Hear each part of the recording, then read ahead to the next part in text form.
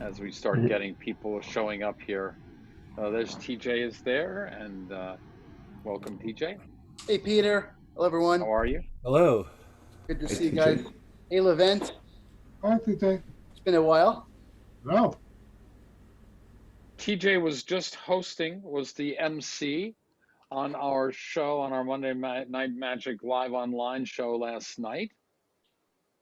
Yeah, it was super And fun. Thanks for asking me. did an absolute great job. And Takami's Uzui was also performing that night along. And who was our final performer? Javi Benitez. Exactly right, Mr. Benitez. It was actually a really wonderful show last night, and I have to say, TJ, your energy was just infectious. I was really excited to be part of that lineup. Yeah. You know, I've been a fan of Javi and Takami's for a while, so it was a pleasure to be a part of it. Yeah, it's funny because Javi did 2 pieces that he had done on Penn and Teller. So yeah, what a treat! What a treat! Wasn't that great? Yeah. I might be in and out of my camera today, but I'm going to be watching fully. I'm just going to be having some dinner, so just don't mind me if I lose my camera. No problem. Okay. And we have a whole bunch of other folks that are welcome. Welcome, Sean. Welcome, John. So we are now at 7:01. I would say, if it's all right, Nikolas, if we give it just a few more minutes. Mark Zakaria has just arrived as well, and maybe like at 5 past or so, then we can get started. Sure.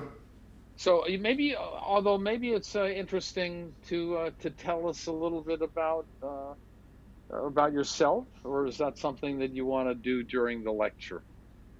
Yeah, I think I should start. I should start the lecture by explaining who I am first, and then. But let's wait for other people to. Okay. To come if we have other people. So. Exactly. Welcome, Mark. Howdy, all. Hi, Mark. How are you? Oh, I'm very excited about tonight's lecture. Thank you for sharing with us. Thanks so much.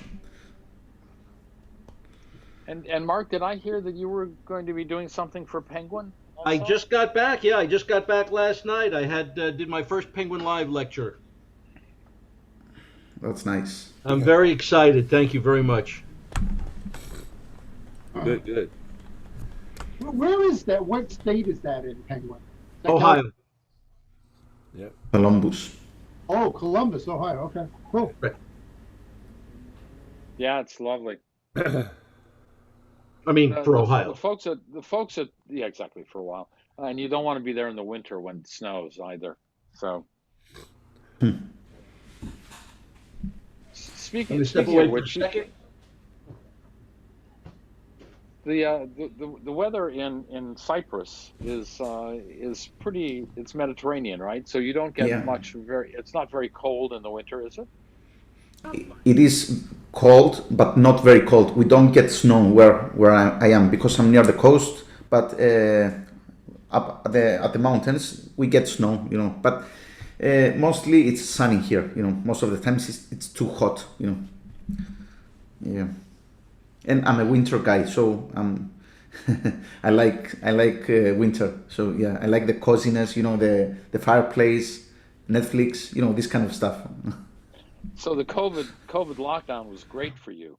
Oh, it was. Look, I'll be honest, and I feel a bit bad, because people have died, but I had a great time because I used to work 7 days a week. I used to play music. I'm a musician, let's just start now because I started talking about myself. I'm a musician. Yeah, I have a PhD in music composition, but I like to perform music. So I used to work 7 days. Oh, I'm highlighted. Hi people. So I used to play music 7 days a week, and it's not that hard of a job. I used to play music, which is fine. I enjoy doing because I consider music as a hobby and not as a profession. So I used to do that, but then I have 3 kids, I have a family, and I'm a, I like to stay home. I like home. So I used to leave every day at 7 p.m. and I got home around midnight. So I work in hotels, right? I play music there with different singers, different artists, bands, etc. So yeah, but and now that I was working for five years, I think, straight, 7 days a week. So that was a bit too much, and now that everything is almost back to normal, almost, I'm working 4 days a week, and when I have offers and jobs, and if I want to book a fifth one, six, I can do that, but I don't. I prefer to stay home with the family because I had a great time during lockdown. To be honest. I think you're not the only one. I realized that I was spending I realized that I was spending as much time with Karen, my partner Karen, longer than I had spent together with her in one room, aside from being out on a cruise ship. So it was like being on a cruise with no land tours. Yeah. So. Yeah, I mean, I appreciated things that I couldn't see before, and things that we take for granted sometimes, if you know what I mean. And you appreciate little things like spending time with your family. We used to get into the car and just drive and to the coast and see places. That's it. We weren't allowed to go after, I think it was 10 o'clock. In the night, but it doesn't matter. We used to spend time together. I used to cook for them, and I still do. I love cooking, so I did that almost every day. And yeah, movies. It was a good life. But if you're looking for baked items, Peter is your man. Who's Peter? Let me see. Peter. You mean Peter Samuelson? You like baking stuff? That was my lockdown thing to do. Was I had a friend who was doing weekly baking lessons, and so we would all get together. Matt King's wife and Michael Close's wife, and okay. And myself and a whole bunch of other people that would sort of just join in, and we would bake along with Maggie, and we made these remarkable, wonderful, incredible baked goods. So. That's nice, and it worked out through via Zoom. Exactly. Yeah, that's nice. Yep. That's nice. Well, take it away. I think we're at a place where we've got. I'll keep admitting people. Okay. I will be happy to spotlight him. So yep. What's that? We're spotlighting you for everybody. Okay. Vince, is that good for you? Perfect.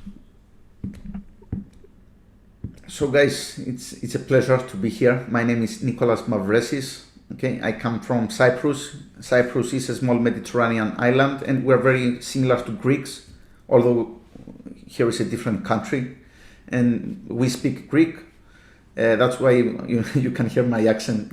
My accent is terrible, but at least I think I will be able to communicate with you, and even if I cannot communicate through the language, hopefully magic will speak for itself, right?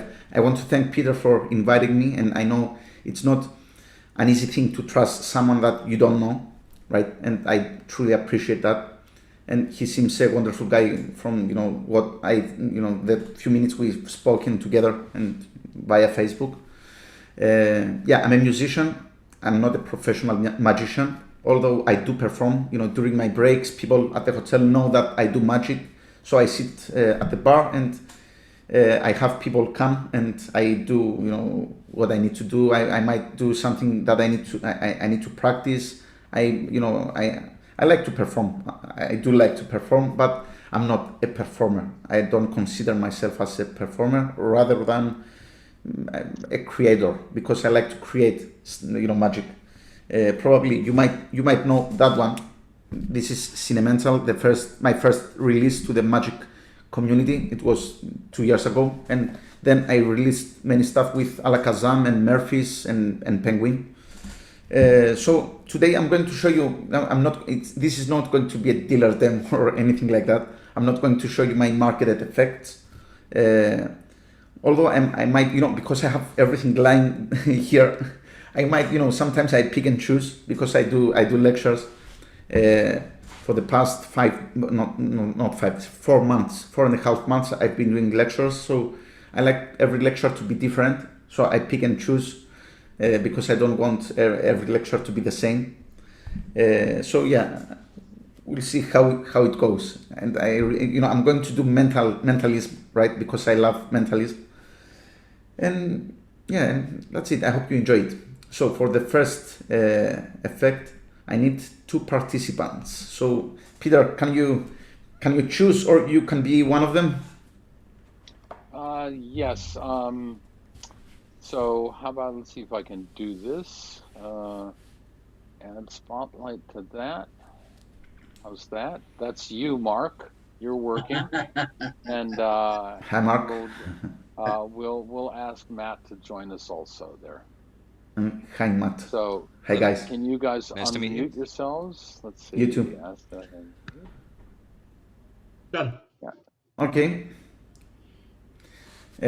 So guys, today we are going to play a game. Okay, this is not a magic trick. I'm not going to find your card because we're going to have one card chosen, but I'm not going to find it.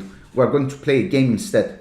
Before I show you the game that I created with my buddies, let's just choose a card first. Let's start with Mark. Mark, you're not here to to have you take a card, so I think I'll just place cards like so. You say stop. I'm going to show you the card that's on that place. Okay. Very good. Okay. And stop. So do you want the one that I'm on my hands or the one on the table? Which The one? one in your hand, please. Okay, that one. So it's okay if I see it. So it's the Jack of Hearts. Can you please remember that card, all of you? Okay, the Jack of Hearts. Okay, it's going somewhere here. So I'm going to explain how this game is played. Now this is called activity because each and every black card has an action word written on it. Like for example, kiss. That's an action verb, right? Or move, or smell. Each and every red card contains a noun. Like for example, a mojito, right?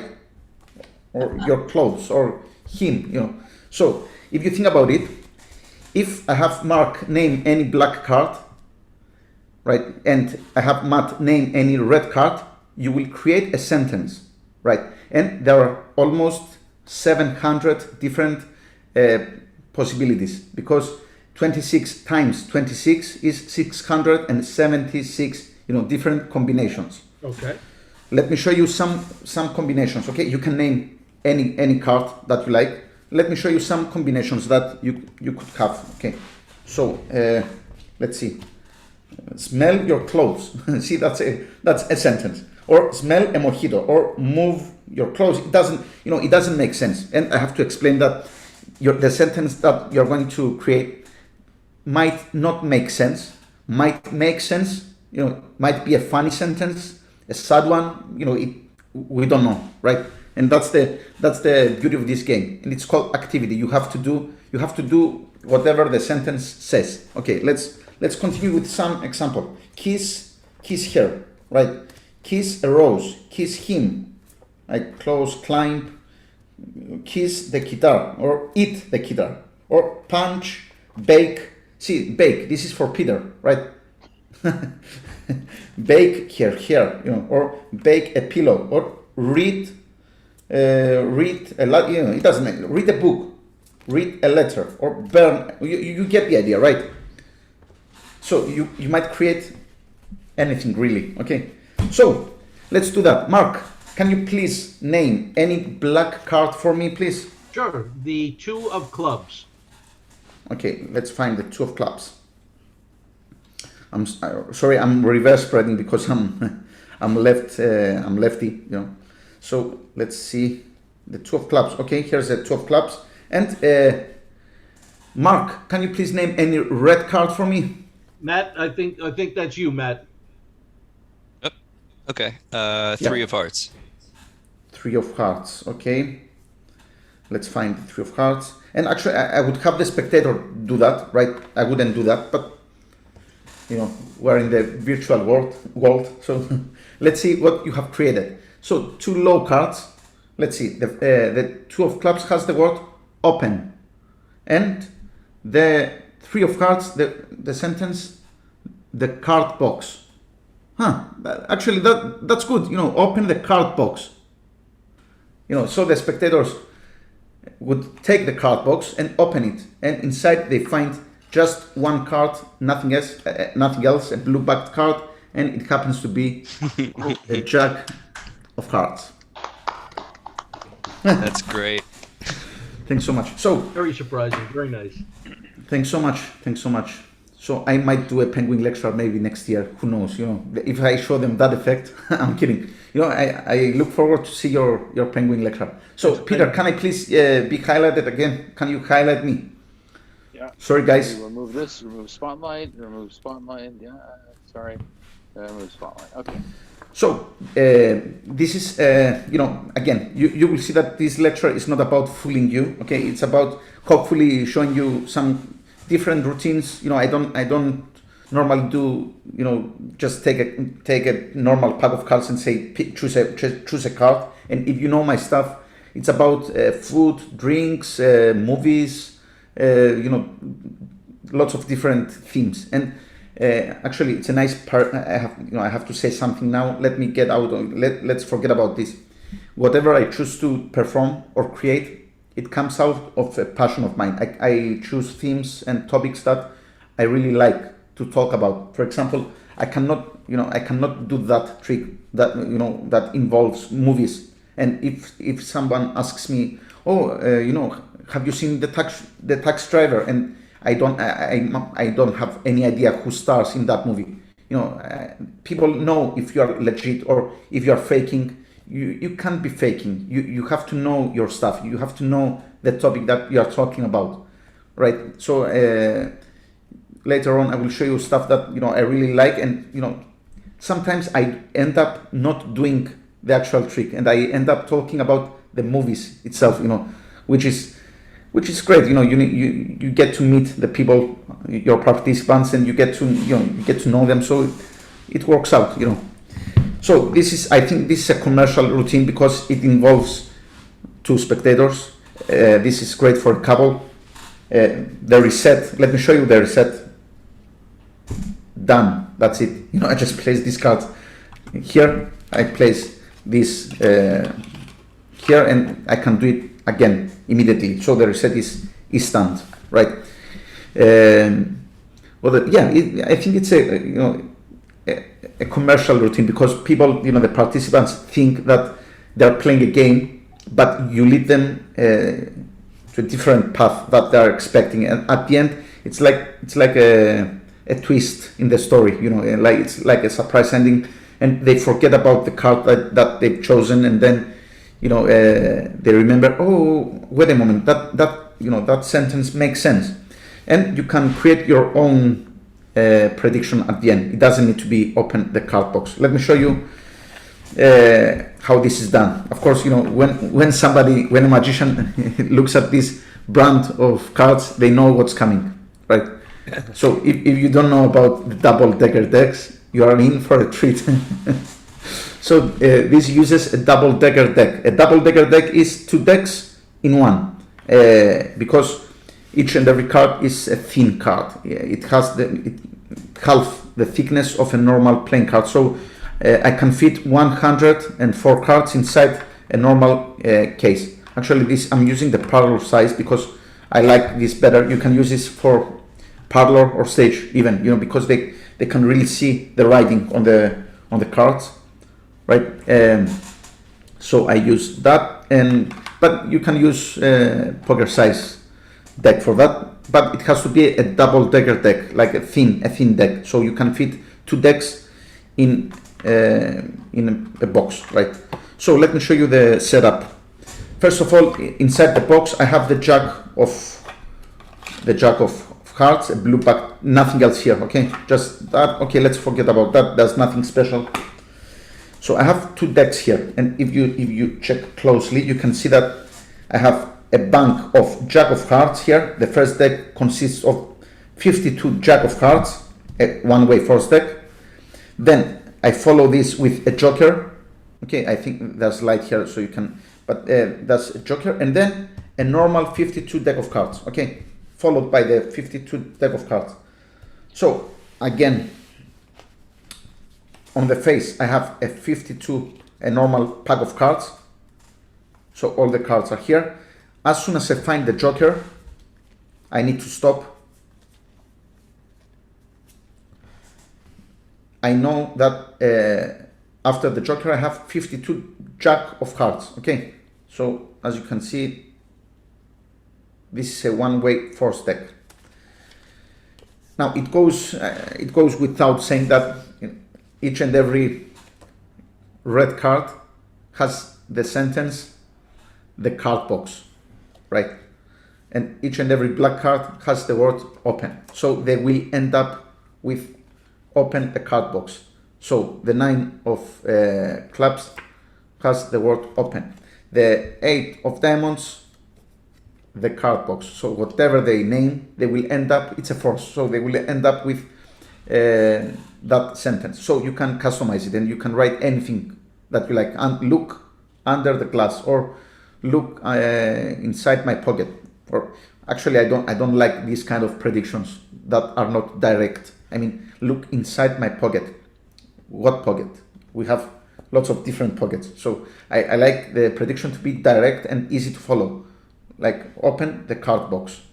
There's only one card box sitting on the table the entire time. So there's nothing controversial about it. So they know, they know that's the only card box there.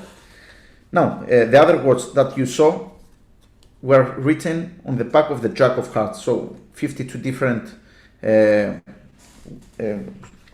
words on the back of jack of hearts. Okay, so you can see different words there, but these words come from the jack of hearts, really. So that's why I can show them.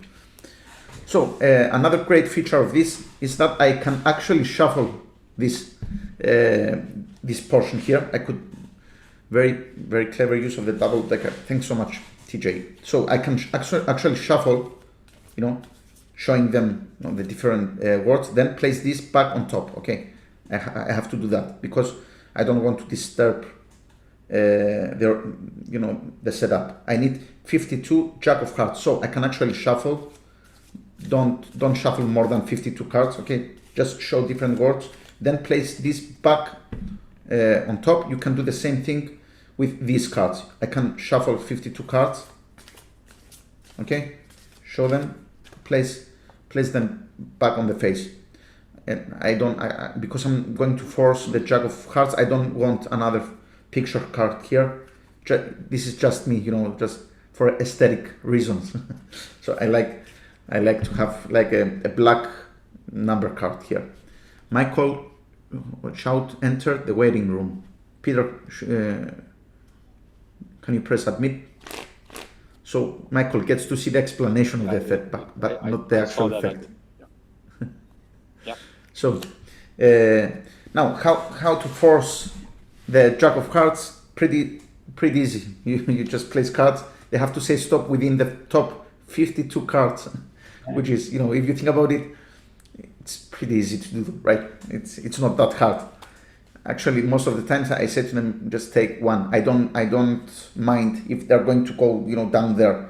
If they're going to go down there, I just say, I forgot to shuffle the cards. Let me shuffle the cards. So I give them a shuffle and then start doing this really slowly. And they have to say stop within the top 52 cards. So they see a jack, place it amongst the top 52 cards. Okay. So then I like to just place the deck down, tell them about the game, because I want them to forget about the Jack of Hearts. I don't want them to forget that they selected the Jack of Hearts, but I want them to forget that they selected a card. Okay. So then I say to them about the game, and I say stories about one time that my cousin selected Kiss a mojito, and he had to go and fix himself a mojito and then kiss the glass. Funny stories about this. I actually have some naughty examples here. I'm not going to show you now, but you can do this as well because you can customize this. So you can make it as funny as you like, or it's up to you. I have lots of different examples now, and if you do this for a couple, you say to them, okay, you give a vow that whatever you create, you're going to do that. So if it's kiss him, you have to go and kiss him, a different guy. So are you prepared to do that? You play the game with them. And I say to them that we used to play this game. We play this game with my cousins during Christmas time because all the family gathers around, and it's like a really fun game to play even with my uncles and my aunts and relatives, because Christmas is all about playing games. So let's even though it's not Christmas now, let's play a game. Are you up for it? And they say yes. They forget about the Jack of Hearts, and then they end up finding their own selection, their own card, which is great. It's always great because you make them the stars. So I think that's it. It's pretty straightforward. Any questions? I should mention that this is called Activity, and it's going to be coming out from Card Shark company in about 1 or 2 months.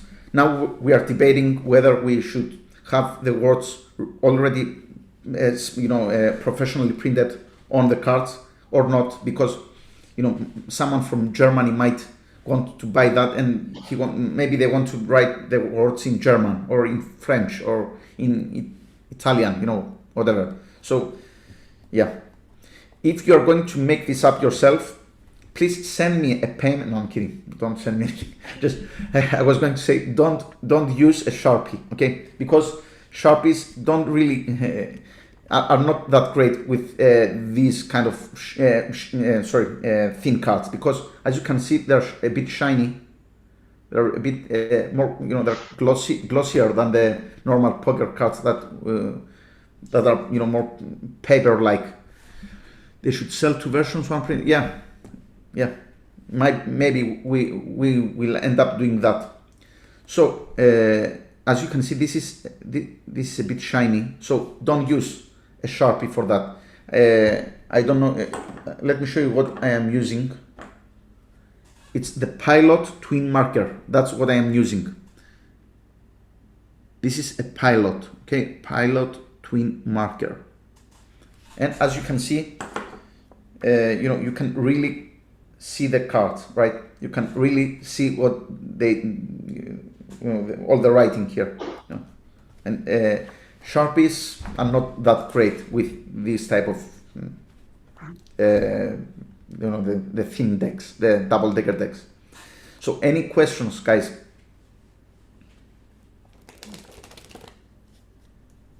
It's a really good spin on that deck. I have one right behind me. I'm sorry, in my Magic library that's behind me. I have, but yeah, that's a really good working of that deck. I'm really impressed with it. You did a great job with the presentation and enforcing those cards like that. Yeah, thanks so much. Yeah, the possibilities with double-decker decks are endless. That. But I thought I should combine a one-way deck to force anything that I want, and it's down to the presentation, and it's really versatile. You can use any prediction that you like. You might, if you're doing a card on the other class, right? You do this 1 time, 2 times. Doc Eason has a great one. So you do card under class, right? Then you do a different trick, and then you do this, and then the prediction says, look under the glass, and they, it's like a how do you say that? A callback. A callback, that's right. Thanks so much, Mark. So a callback. So, and they, it's a different trick, and it's a different relevation, but it's still at the same place. And then you have the Jack of Hearts. You've found the Jack of Hearts, and it's it's under the glass now. And You have lots of misdirection while they're turning their cards to see, look under the glass. Just you have the cards here, for example, the two of spades and the queen of diamonds, for example. Okay, you have a glass here. Actually, have a glass. So please, you say to them, please, what's underneath? So you have all the time to work all the time of the world to do a palm and place that under the table, under the glass. Sorry. So lots of different possibilities, and the reset. You just take their cards, place them here. You're ready to go again. Okay. So is Card Shark going to, if you don't mind me asking this, is Card Shark going to manufacture these themselves, or are they going to repurpose existing decks? If they're going to write the words, professionally printed, they're going to manufacture new decks. But actually now you can go and, buy one double-decker deck. You have an option. There's options: blue decks, red. You can combine a red deck with a blue deck. Now, if you're doing this, don't do that. Just select two red decks, one-way deck, and then one normal deck, and you can do this yourself. Okay. The reason I ask is because a similar principle can be applied to photographs, for example, as opposed to playing cards, if you want to do more storytelling elements in your show. Yeah. You could do that. Although, you could do that, and you can use 52 photographs, and they can see. Just choose a black and white photo, and you choose a color photo. You can do that distinction if you like. So many applications to that. Can I share something really quick with the group with the writing on the back of cards? Yeah, of course. Okay, so this is something that I've been doing. I don't know if you can see this. Okay, so this is the writing on the back of cards with a marker. What I started doing was putting a white border on it, which makes it much more legible from far away. So it takes a little longer when you're making up your cards, but that versus that is a lot more legible to the room when it plays for the room. So just that white border on it. If you take like a metallic pen, you can buy those, and just after you've written your word, you just draw a border along the whatever you're doing. That's nice because your focus is on that word. Then it just makes it pop. It makes it pop more on the back of a card. Thanks, Vincent. Yeah, so that's just, you see that, versus that, and I mean from here to that, right? So it just makes it pop more. Yeah, and also, you know what? Thanks so much, Vincent. That's a great idea. Yeah. And these decks, the parlor size decks, are priced the same as poker size decks, which is a bit weird. I don't know why, but if you go to the Card Shark site, the price is the same. But again, if you use the right Sharpie, you can really, I don't, Peter, can you highlight me, please? You should be. You are spotlighted. Yeah. Yep. You're yeah. Mm-hmm. Okay. Sorry, I clicked on Vincent, and that's why maybe. No. I can see Vincent and me by my side. That's weird. It's updated. I removed him from Spotlight. Okay. Let me I see. only Maybe see Nikolas. Okay. Let me see. I I might have done something. Okay. Now I can see me. So you can see, you can see the writing. If you use that pen, you get the thin tip, and you get the bold one. Let me show you here. Mm-hmm. Okay, so I use that one, the bold one, so you can see you can really see, the writing. Yeah. But I don't know if the white porter will work on that finish there, the glossy finish, but okay. I will try it for sure. Card Shark is manufacturing it. They could possibly print it with the white border. If they're going to professionally print it, that's a really great idea because that really makes it pop. The white border. if it's professionally done, they could do that in software, you know. Yeah. So if we're going to settle on that, I'm going to send Vincent a free deck, right?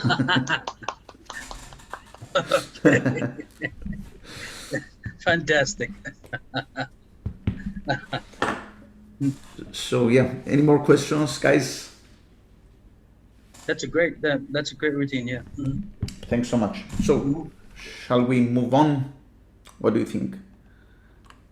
Yeah. Okay. I need this and this. Okay. Let's get into presentation mode, performance mode. So it always amazes me how photographs can evoke and convey so many emotions, feelings, memories.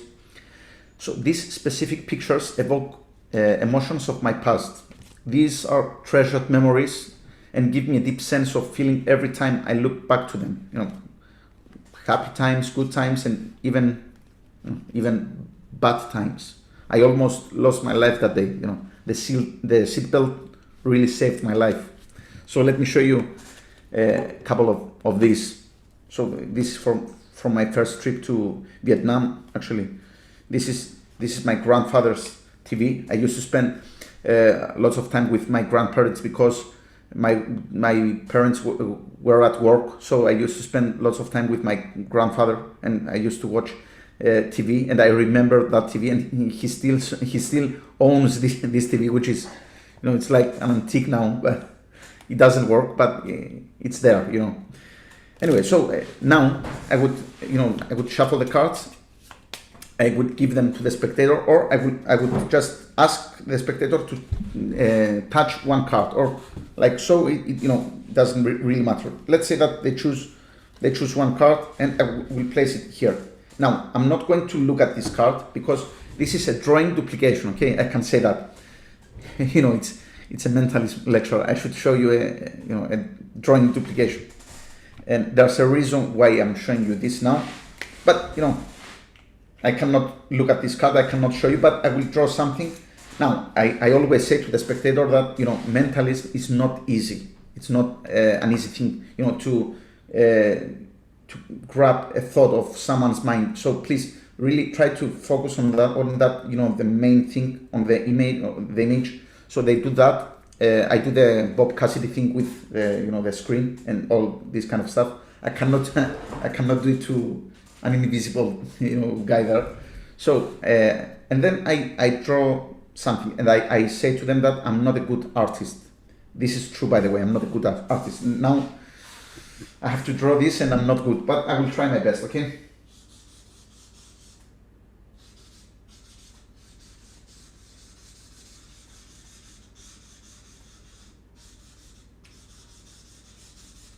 Okay, I think you get the idea. I would draw this, and I say to them, does it look familiar? And they have to say yes, okay? Yeah, it's pretty close.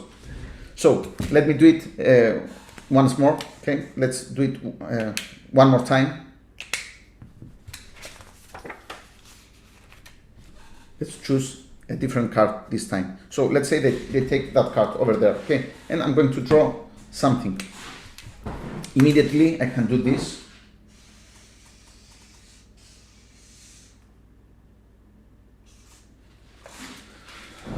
Okay, and they have to agree that it's the same one. Now, before I tell you how this is done, first of all, I will make a bold statement. How many? We have 14 people here. Okay, 13 people. Okay, let's leave me out. So I guarantee you that you will all know how to draw the 20 pictures within 10 seconds. Okay, that's a bold statement. After I explain how this is done, you will be able to do this immediately. Okay, and know all 20 pictures. Now, before I tell you how this is done, I want to ask Peter. Peter, if you had chosen that card here, okay? Yep. And by the way, I would have mentioned a couple of things about that picture and then go ahead and draw it. But if you had chosen that one, and I drew that one, would you think that I knew what you were thinking of? Yes, You would be convinced that I was pretty close, right? absolutely. Okay, so I'm asking you that because the method is quite bold, and you might, after knowing the method, you might think that that's it, bold. It will not work, but trust me, it works 100%. Okay, so you don't have to worry about that because I tried.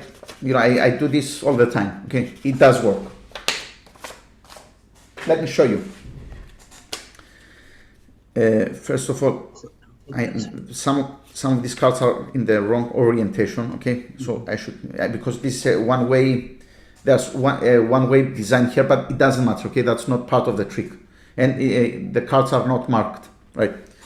So what I'm using here are not pictures. Okay, those are shapes here. This is the first trick I created in 8 years ago. So I'm using shapes disguised into pictures. I'm using 5 shapes. So if you know the order of the 5 shapes, you can do that trick immediately. Okay. So let me teach you the 5 shapes I'm using. Now I have 20 cards here because the 5 shapes are repeated 4 times. That's why I have 20 pictures. So first shape is a circle. Okay. Actually, it's a circle inside another circle. Okay. So number 2 is the heart that you just saw, because heart has 2 points. So 2 is the heart. 3 is a triangle. Okay. Triangle because it has 3 points. 4 is the box. If you remember the TV that you saw before with my grandfather's, it's a box. Okay. So a box is a 4, and finally 5 is the ugly star that I drew before. Okay, that ugly star. So 5 shapes, that's it. If you know these 5 shapes, you can do this. Let me show you. I have this to explain to you better. So we have the circle, this is 1. The heart is 2. Triangle is 3. The box is 4, and finally the star is 5. And as you can see, you might ask now how the pictures translate into, how do the shapes translate into pictures? And this is how you can see the resemblance now. Okay, you can see that each item has a shape, right? And then these shapes are repeated 4 times. Now I'll be honest with you that now, because I performed it so many times, I know the exact picture that follows, because I did this many times. Okay, I lose count. So I'm going to show you some examples. Okay, first of all, this is a cyclical order, meaning that if I cut here and I look here and I see the star, I know that now I'm going to draw the circle, right? Because I go back from the beginning.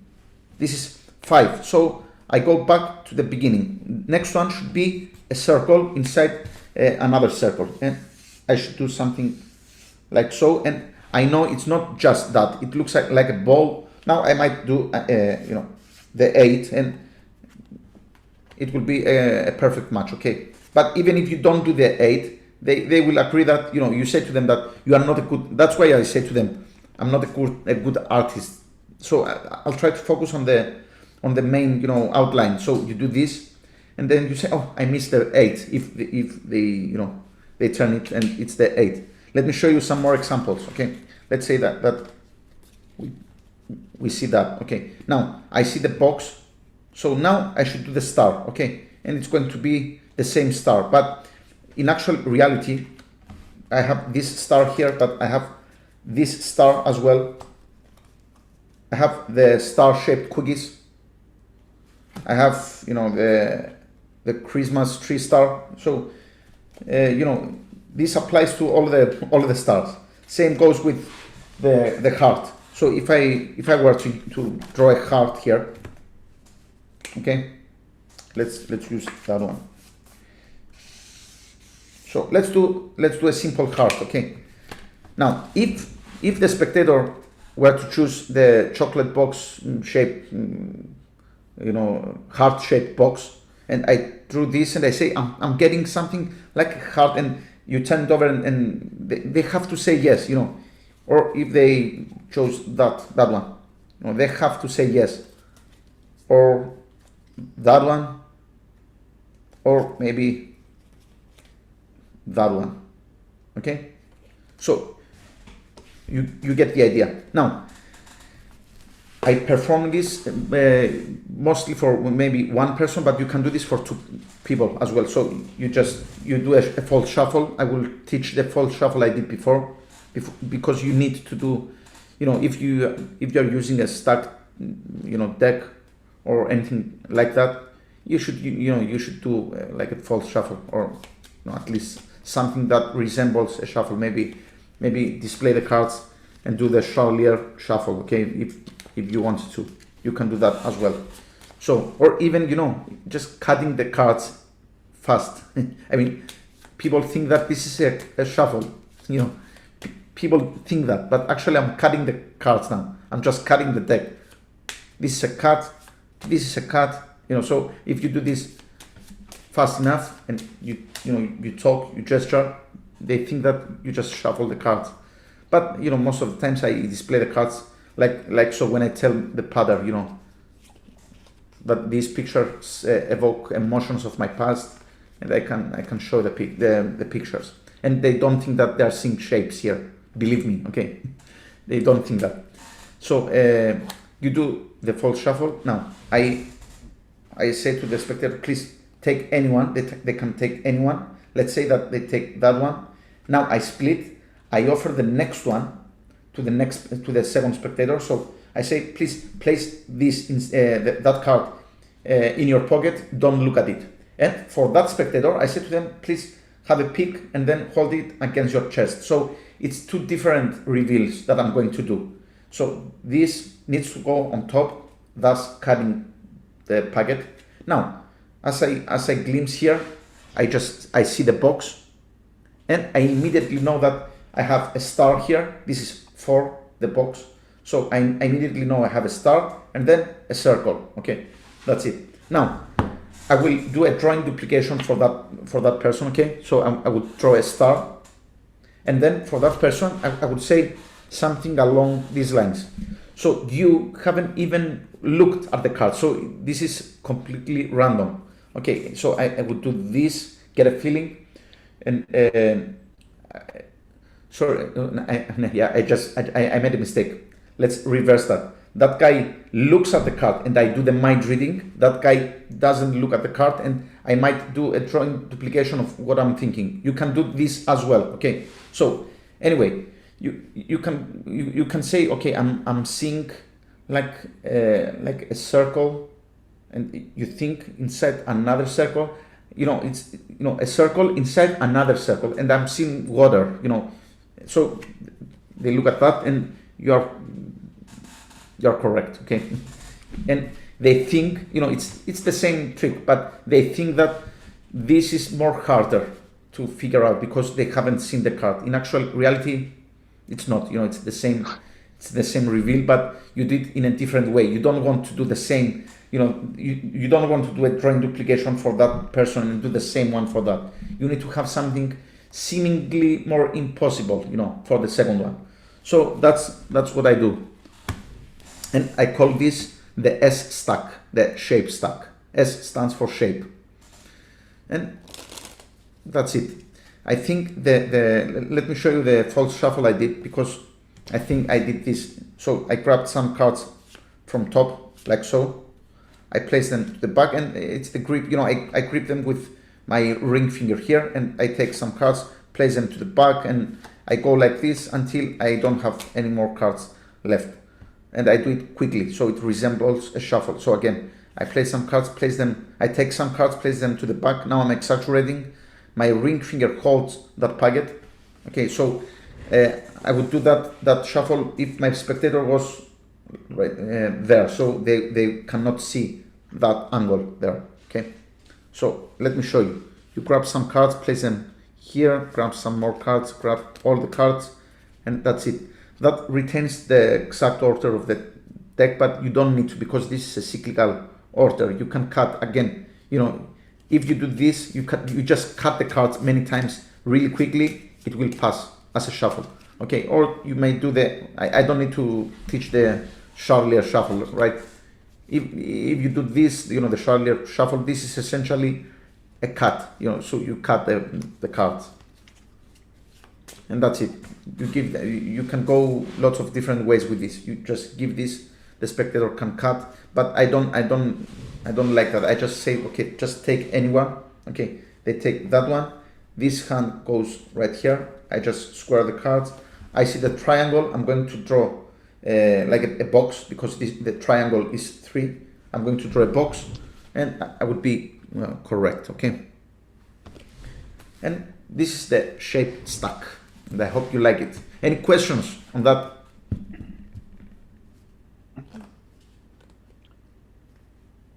Vince, this is your chance to have your images.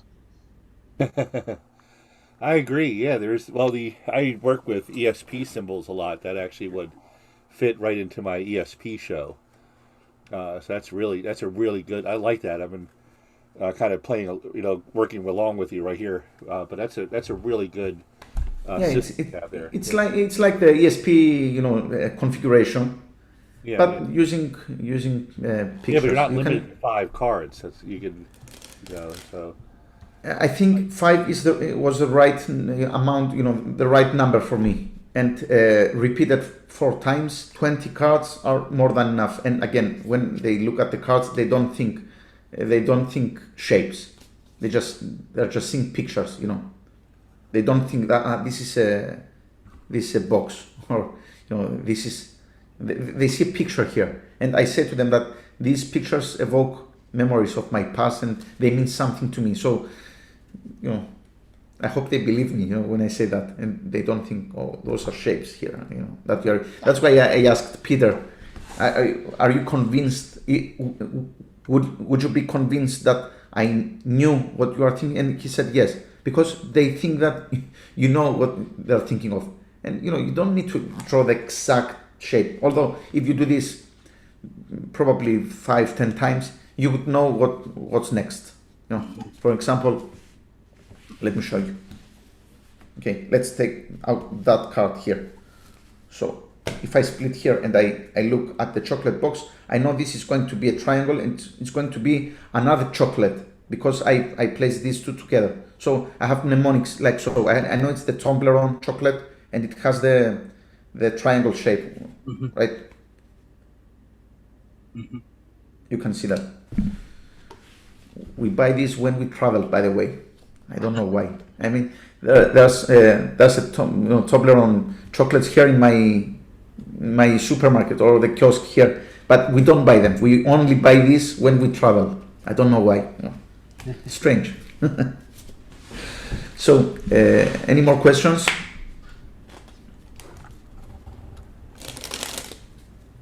That's very good. No? Okay, thanks so much. Let's do a book test. No, Peter, I know I have. Did I show you that? You know what I mean? Did I show you the book test? The book test. Okay. Yes, please. Okay, I will. Let's use.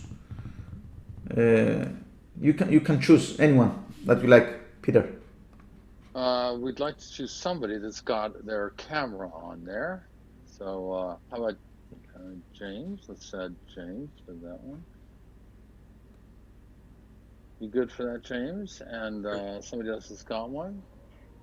It's got a camera. We just need one person. Just okay? one? Oh, okay, there you just go. Just one. And you don't need to, highlight them or anything. I will be asking them, So that's going to be okay. I see. Okay, so you do not want him on the screen next to you there like that, or? No. I prefer this because I need people to be able to see, Okay, so I'll remove the spotlight, but James, that'll be you. Okay. So let me. Okay. So James, where are you? I lost you. One moment. I can see you. James, is it James? Yes. Chartier. Yes. it reminds me of a French surname. I don't know if That's it. yeah, Chartier. You know, it's like I've been to France many times. So, James, I'm going to show you a book test. Now, the book tests, you know, normally as a mentalist, you know, when I see someone perform book tests, I'm like, oh, you know, I'm like, you know, I'm a bit bored, you know, but I do like this, to be honest with you. Okay. Now, as you can see, I love books, right? Although this is just a fake, you know, but I do like books. Now, I have brought 3 books here with me. Let me show you. So we have Ken Follett's Winter of the World. We have Sophie Kinsella's 20s Girl. And finally, John Grisham's The Rainmaker. Okay. Now, do you happen to know any of these books? I'll be or honest. not? No. No. Okay. Yeah. Of course. I mean, to be honest, I just. heard of them, but no, I haven't read. Okay. To be honest, 2 of these I haven't read. Okay. I will tell you which one. I will tell you later which one I did read because I don't want to influence you now. Okay. And in addition to that, I have, let me show you an envelope. As you can see, this is a sealed envelope, okay? Yep. You know, we mentalists like to use predictions and we love envelopes. So I'm not an exception, right? In a moment, you're going to choose one of these books, okay? You might choose Ken Follett's Winter of the World, Sophie Kinsella's 20th Girl, or John Grisham's The Rainmaker. The way you are going to do that is there's a small, you know, a fair procedure, right? I'm going to pass the envelope on top of each book. When you say stop, I'm going to stop. That would be your choice, okay? If I stop, if you say stop here, and I stop, the envelope is on top of Ken Follett's Winter of the World, you get this book, okay? We're not eliminating anything today, okay? Fair enough.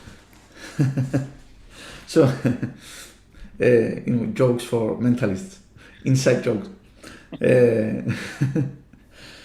So let's do that, yeah. And actually, I'm going to give you a chance to change your mind later on because I want everything to be fair. So let's do that. Stop right there. You said stop there, right? Sophie Kinsella's 20s Girl. Okay. Yeah. Now, because there's a delay, you know, there might be a delay or something. I'm going to give you a final chance to change your mind to any book. John Grisham's The Rainmaker or Ken Follett's Winter of the World. Do you want to change your mind or stick with that? Stay there. Stay there, okay. So you don't want The Rainmaker, okay. No. And you didn't want that huge book. Okay. Now I will tell you the truth. That's the one that I read as well. So let's see if I have influenced you a bit. So before let's take it one step further. Actually, imagine that you enter like a imaginary library, okay, and you grab one book out, and it happens to be that one, Sophie Kinsella's 20th Girl, okay. And you open the book to any page. What page do you open the book? 52. 52. Okay. Imagine that you look at page 52. You see all the words, right? But all the words start to get like blurry and they start to disappear. You cannot see any word. But there's just one word in the middle that gets shinier and shinier, and the ink is more visible, and now you can clearly see that word in the middle. What word do you see on page number 52? Discover. I know. Yeah, I know.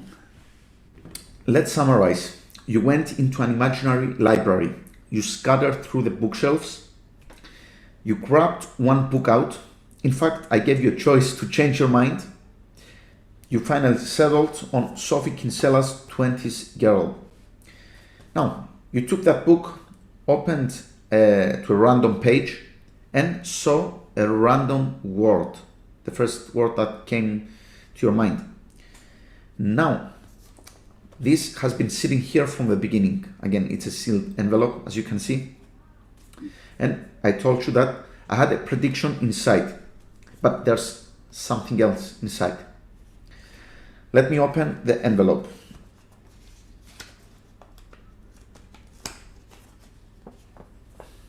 As you can see, there's a piece of paper inside and nothing else.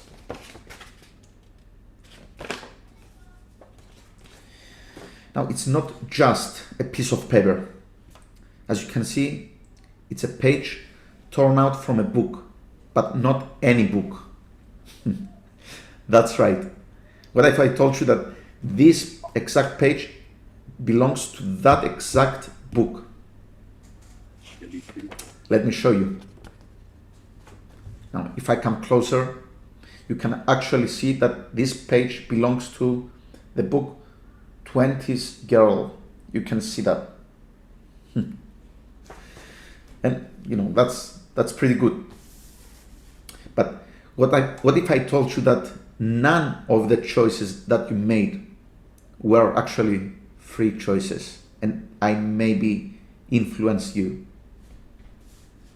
But you know, James, my friend, I did tell you that this is not, you know, your normal book test. This is something more than that. Can you tell me what page does it say there? 52. 52. And can you see I highlighted a word? Can you see that word? Discover. Discover. Yeah, that's it. And that's it, you know. Thanks so much. Guys, I hope you enjoyed the lecture today. Yeah, that's good. Okay, so we're done now. So thank you very much. And Thanks so much, Peter. Thanks so much for your trust. Yeah. Okay. I'm going to explain later how this is done. Okay. Actually, during my lectures, during the past 7 or 10 days, I am not explaining how this is done when I do lectures. Today, and this is true because this trick just came out a few days ago. Okay, 2-3 days ago. So I'm not explaining how this is done, but today I'm going to do an exception just for Peter. Okay. Thank you. No, thank you. But I will explain it later on. Okay. Let me move on to the next one. Let's do that one. So this is another game-themed trick that I like to do, and it's called the ultimate clue. Now, I think you know this game. It's called Clue, and I think you call it Clue in the States, and we call it Cluedo in Europe. Or is it vice versa? No, we call it Cluedo. So you might know it. Yeah. Okay. So it's similar. It's it's using suspects. So I'm not going to go now into the whole pattern. Okay. It's about a murder mystery story about a woman that threw a party, and her guest she had 14 guests. Nobody knew each other, and at the end of the party, there was one murder, and the spectator has to find who the killer is. And actually, there's a twist in my game that I created. First of all, I'm using 14 suspects, right? And there's a twist to the story. Nobody will know who the killer is, and that's great because normally when you play this game, one person knows who the killer is. But in that instance, we're going to make it completely random and fair. The spectator will make all the choices. Now, let me put a small parenthesis again here. I created this trick because I needed it to be really hands-off. So I really need you to imagine what I'm going to tell you later, because my back is going to be, turned to the spectator. The spectator will do everything, okay? So let me show you the suspects. So we have Indra, the maid, Carlo, the chef, Lexa, actress, Nolan, the barber, Linda, therapist, Edwin, writer, Norma, painter, Randy, the singer, Carol, model, and also the hostess, of the party that the murder took place, Alex, the optician, Lona, journalist, Dylan, the designer, Wendy, architect, Ramon, the butler. And in addition to that, I have some stickers, some killer stickers here. So, I thought I heard something. Anyway, so I have some killer stickers here, okay? So now, what I would do is really, shuffle the cards, as you can see. And I would turn my back. Spectator does everything now, okay? So they will decide on a killer. So I said to them, cut the cards, cut the deck, the packet, and complete the card. So they do this, they complete. Are you happy there? They might say yes, they might say no, cut again, okay. So let's say that they're happy there. I say take one of the stickers, so they would do that, and place it in the middle. So they would do that. They place one sticker envelope, place it right there. So now, when they're done, I said to them, do you have any idea who that person would be? They say they have to say no, nobody knows. And again, my back is turned. I said to them, that's great. So remove 6 cards because the real game is played with 6 main suspects. We don't need the others. So they deal 6 suspects. 1, 2, 3, 4, 5, 6. The rest goes out. They place the rest inside your pocket.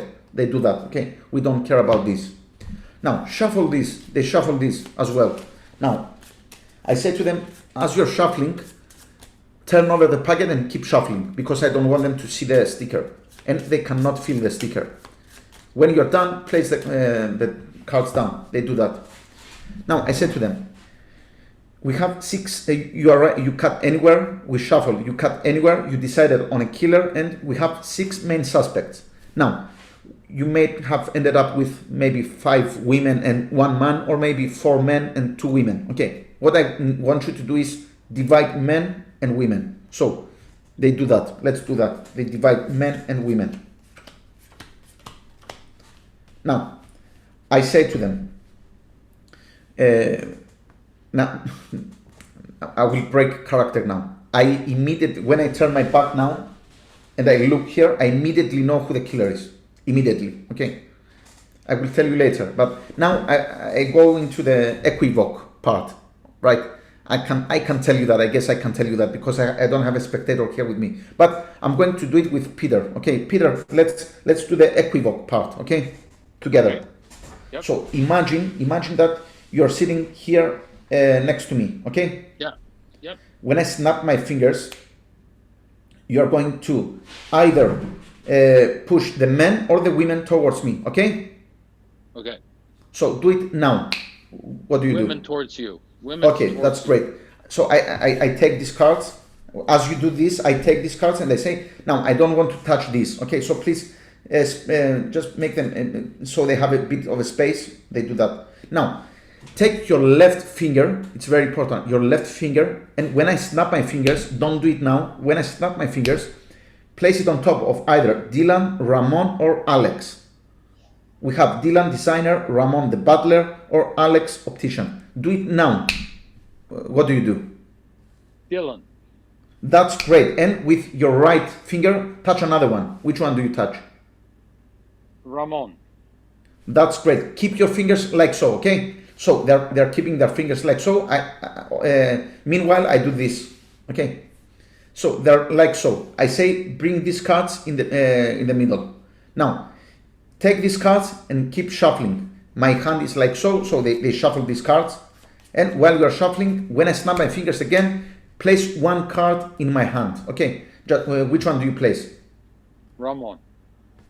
Okay, you place this card. I said to you, are you sure? Are you 100% sure you want Ramon? Yes. Or do you want to change? No, I stay. Okay, you stay. So I'm like so, and I say to them that, look, first of all, you didn't want Lona, you didn't want the women. So Carol, you didn't want Wendy, you didn't want Dylan, and you didn't want Alex. But you insisted on the killer, the butler. So you found the killer. Now, I'm not going to go into full detail how to do the equivoque because equivoque should be, equivoque or magician's choice should be really snappy. It needs to be quick. You need to know what you are saying. You need to do, different procedures every time. You must not do the same procedure, at the same routine. You know what I mean? You have to give different directions to your spectator. So I'm not going to sit down and explain how to do the equivoque, because it's going to take a long time. You saw where I was going with that. Touch one with your left finger. That's great, and with your right, you follow it. That's Max Maven's idea. So you have to know where you're heading. You have to know what you are saying. You must not think about that. You must do it. Okay. So the real way I'm showing you this now, I want to show you the method that I'm using for that, because I think this is a clever method. Again, everything happens, the spectator does everything, and when they lay the cards down and you turn, you look at the cards, you know who the killer is. Okay, I'm going to show you now.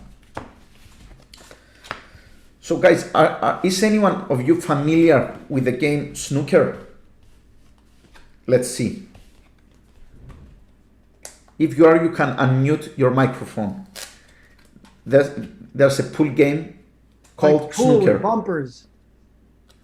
No, that's not it. No. It's called snooker. It's a pool game, and it's very popular in the UK. Now, when I was studying in the UK, I used to play snooker. Like it's the large version of pool, the 8 pool game or the 9 ball game, but it's a large, very big table. If you seen that, so that game uses 7 balls, like 9 ball is 9 balls, and you know the colors. So I'm using the order of the colors, the ascending order of the colors of snooker. That's what I'm using here. Now, if you want, if I sell this on my website, if you want to take, to grab this, you can use your own order, okay? Because it doesn't need to be the snooker order. Although I'm going to teach you how, the order that I remember, because that's why I created this. Again, you might use the rainbow order and change. Yeah, and you can change 1 or 2 colors, and it will work. It still works. So let me show you. The order that I'm using is that one. So 7 colors. This is the order. It's red, yellow, green, brown, blue, pink, and black.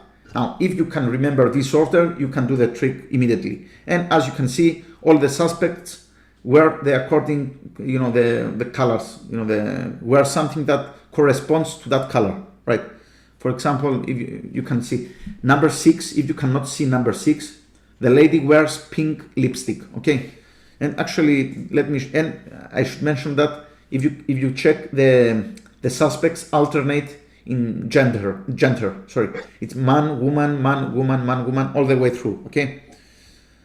So let me show you the suspects. Let's start with that. We have a red. This is number 1, red, and this is a woman. So next one is yellow, man, then green, brown, blue, pink. The chef has pink collars. I don't know if you can see him. And Indra has black. And this is the first set, and then I have another set of the same colors, but now I have men wearing red instead of a woman, because I finished with a woman. This is a 7 card stack, so next one should be a man, woman, etc. You have to know the order, okay? So for example, now if I cut here again and I look here, I see a woman wearing blue. I know that on top I should have a man wearing pink, and it's the chef that I showed you before with the pink collars, okay? You don't need to know the exact, the exact picture. You just need to know the color, just that, just the color. So let me show you, but that's not what I'm using. I'm not glimpsing anything. So let me show you how you know who the killer is. I do a false shuffle again. Now this time I used the optical illusion shuffle, which I use on a daily basis. Okay, so it's that one. It's miming. Okay, you don't do anything. If I place this card like so, you can see I'm doing nothing. And if you are wondering that, is this a reliable shuffle? Will this work in the real world? Yes, it does. I can, with capital letters. Yes, it does. Don't stand there and do this for half an hour, because this packet will not get thinner. Okay, just do it. Just do this. Place this here. You can turn. You can talk. You can gesture. You can do this. Place this here. I think it's the most convincing shuffle you can do for a packet of 14 cards. Okay, so it's a false shuffle. Spectator can cut anywhere that they like, and they place a sticker. Now if you buy this, you get 20 stickers, but actually I've been using the same one for the past 50 performances. You can use just one. So they place that sticker there. They remove the next 6 cards. Now, if you think about it, I have them remove 6 cards, including the killer. Now, my stack is a 7-color stack. So if I have them remove 6 cards, 1 color will be missing every time. Okay, just keep that in mind. So 1, 2, 3, 4, 5, 6. These cards go inside their pockets, their pocket. Okay, and I'm still looking at the other way. So they shuffle this. I say shuffle, please turn over the packet, keep shuffling, and place the packet down. So they do that. Now, I know 2 things now. I know that 1 color will be missing, and I also know that they will end up with 3 men and 3 women. Always. That's a fact.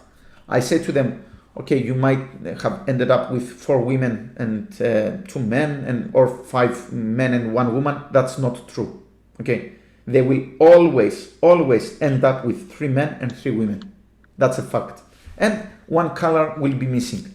So when they separate men and women, the only thing I have to see is what color is missing, and I will go 1 step forward. For example, if let me show you just the colors. Okay, if yellow is missing, then the killer should be the green. Okay, the person that wears green. If pink is missing, that means that the person who wears black is going to be the killer. If brown is missing, blue is going to be the killer. Okay, or if black is missing, red is going to be the killer. Okay, I go 1 step forward and I will find the killer. Let me show you in real time. So let's separate men and women. I immediately see what color is missing. It's yellow. Okay, so if yellow is missing, that means that green is the killer. I don't think that I'm not sure you can see green, right? So this is the killer. I will show you once again, okay, the procedure. So let me reset. So this is yellow, green, brown, blue, pink. Okay, reset. So let me run through this again. False shuffle. If you want the tip on the optical illusion shuffle, is just jiggle these cards like so. Okay, in your hand while you are doing this, and it should be perfect. Okay, it passes by, it flies by them. Don't look at the cards. Don't stare at the cards. Just talk to this. Just place them here. Okay, you don't have to worry about this. So spectator cuts anywhere they like. They place the sticker, and I have them remove the top 6 cards. Okay, 1, 2, 3, 4, 5, 6. Shuffle this and separate men and women. Again, I know that 1 color will be missing, and I know that they will end up with 3 men and 3 women, because my stack alternates men and women. So that's why. So let's do that. This is pink, by the way. Again, if you cannot see it, this is black, this is red. So let me place this. Let's see what color is missing. So again, This is strange. The same thing happened again. Yellow is missing, and this is the killer. I fold shuffle, and the same thing happened. Strange thing. But let me do it one more time really quickly so you get the idea. So let me just cut somewhere here so we don't get the same one. Let's place this here. 1, 2, 3, 4, 5, 6. Let's shuffle this. Let's turn this, keep shuffling, and separate men and women. Let's do that. Okay, immediately I know who the killer is, and this is the killer because pink is missing. After pink is black, so this is straightforward. Okay, if you know what to search for, if you know the 7 colors and the order of the 7 colors, that's it. I know snooker because I used to play snooker. It's a really nice game.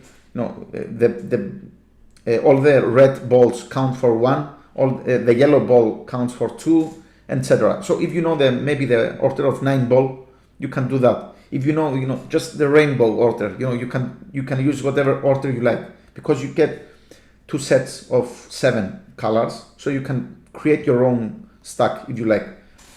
You also get 20 stickers and an extra routine with that. So that's the ultimate clue routine.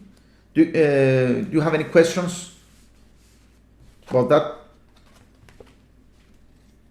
Very nice. Yeah. No? Pretty straightforward, actually. Yeah, good job. Thanks so much. Really clever. Thanks so much. So let's move on. I need. Let's see. Does any one of you? I also wanted to say I appreciate the handling tips on the optical shuffle. Thank you. Yeah. I think people. How do you say that? I think the optical shuffle is underrated, if I can say that. They think because if something is easy to do, they think that it's not going to fly by laymen or lay people. But if you do mentalism, you shouldn't do. I think that's just my opinion. I don't want a mentalist to do all this kind of stuff. I wouldn't do this and do a mentalism routine and read your mind. I think it doesn't fit to my character, or if you know what I mean. I want to look casual. Okay. I don't want to sing that. I don't want to let them think that I know sleight of hand. Okay, it's not bad, to know sleight of hand, but I think it's more convincing when you do a shuffle like this and you just place the cards down. I mean, why complicate things, right? Let's do the next one. For the next one, does any one of you have no, actually no, I'm not going to do that. Let's do the casino one. Okay, I need one person for that. Okay, who's going to be up for this? Do you need them on screen, or do you just need the audio for them? No, just the audio, and I want to be able to see them. Ah. Well, let's see. Mr. Kyriakos, did you turn your camera on? Did I see that? Kyriakos, that's a Greek name. It is. Don't hold it against me. Yasu Nico. Yasu Kyriako. How are you? Hello, Harika. Where are you from? Cyprus or Greece? Because there are only 2 options, I know. my parents are from Greece. Okay. Yeah. Where exactly? My father's from Tripoli, and my mom is from Valtisiniko. I've been to Tripoli. Nice, Yeah. nice meeting you. Let me find you. Okay, Dennis. Okay. So I'm going to actually, I don't, people might not notice that, but Kyriakos is a name. It's not a surname. Is yours a surname? Do you use your do you use Kyriakos for a surname? Yeah, my last name. It's my Okay. last name, yeah. You But know, a lot of Greek, when I meet another Greek, they call me Kyriakos. yeah, because Kyriakos is a name. 99% of time here as well in Cyprus, I never met a Kyriakos that's a surname. You know, it's a name actually. But Yeah. you know, yeah. So let's do the next one. I hope you enjoy that. Let me change the camera first of all, or you know, just let's leave it as it is so I can show you this. So Dennis, okay. Yeah. I'm really tempting to call you Kyriakos again. It's I'm okay. not going to. That's okay. I'm going to call you Dennis. Okay. So Dennis, in a moment you are going to take an imaginary trip to a casino in the US. Okay. So I have here a list with casinos. Actually, you can see the list starts from number 4 up to 24, and there's a reason for that. Okay. But first of all, let me show you the list. Okay, you can see each and every casino here. We have different casinos, right? Yeah. So the reason that I have the list starts from 4 and ends to 24 is because in a moment you are going to make a decision using 4 dice. You can see I have a cup here and 4 dice inside. Okay, let me bring it.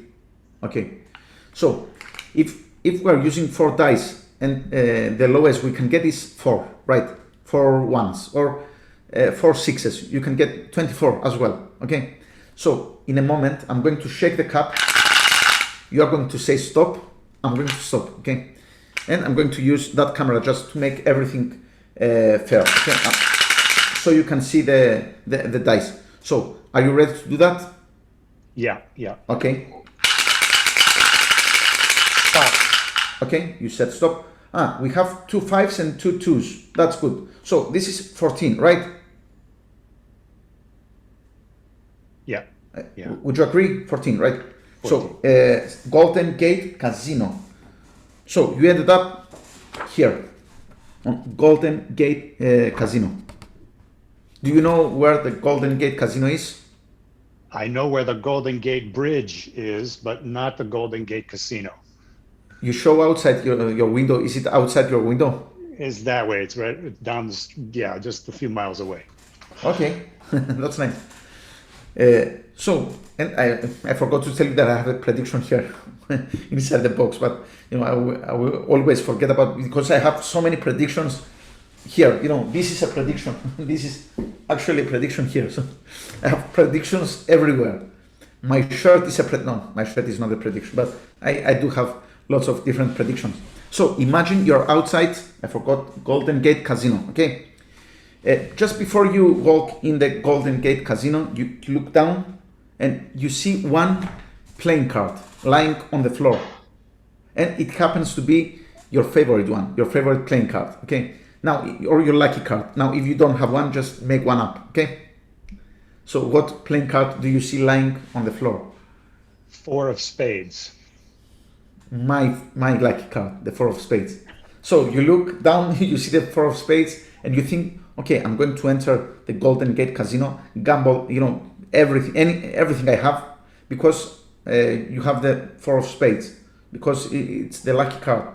So remember that. Okay, let me show you the prediction. Actually, let me change the camera because I really need you to see the contents of the box.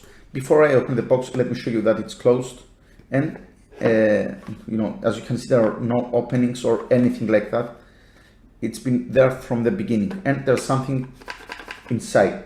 Okay, so let me open the box. Inside you can see that there's one envelope, nothing else here.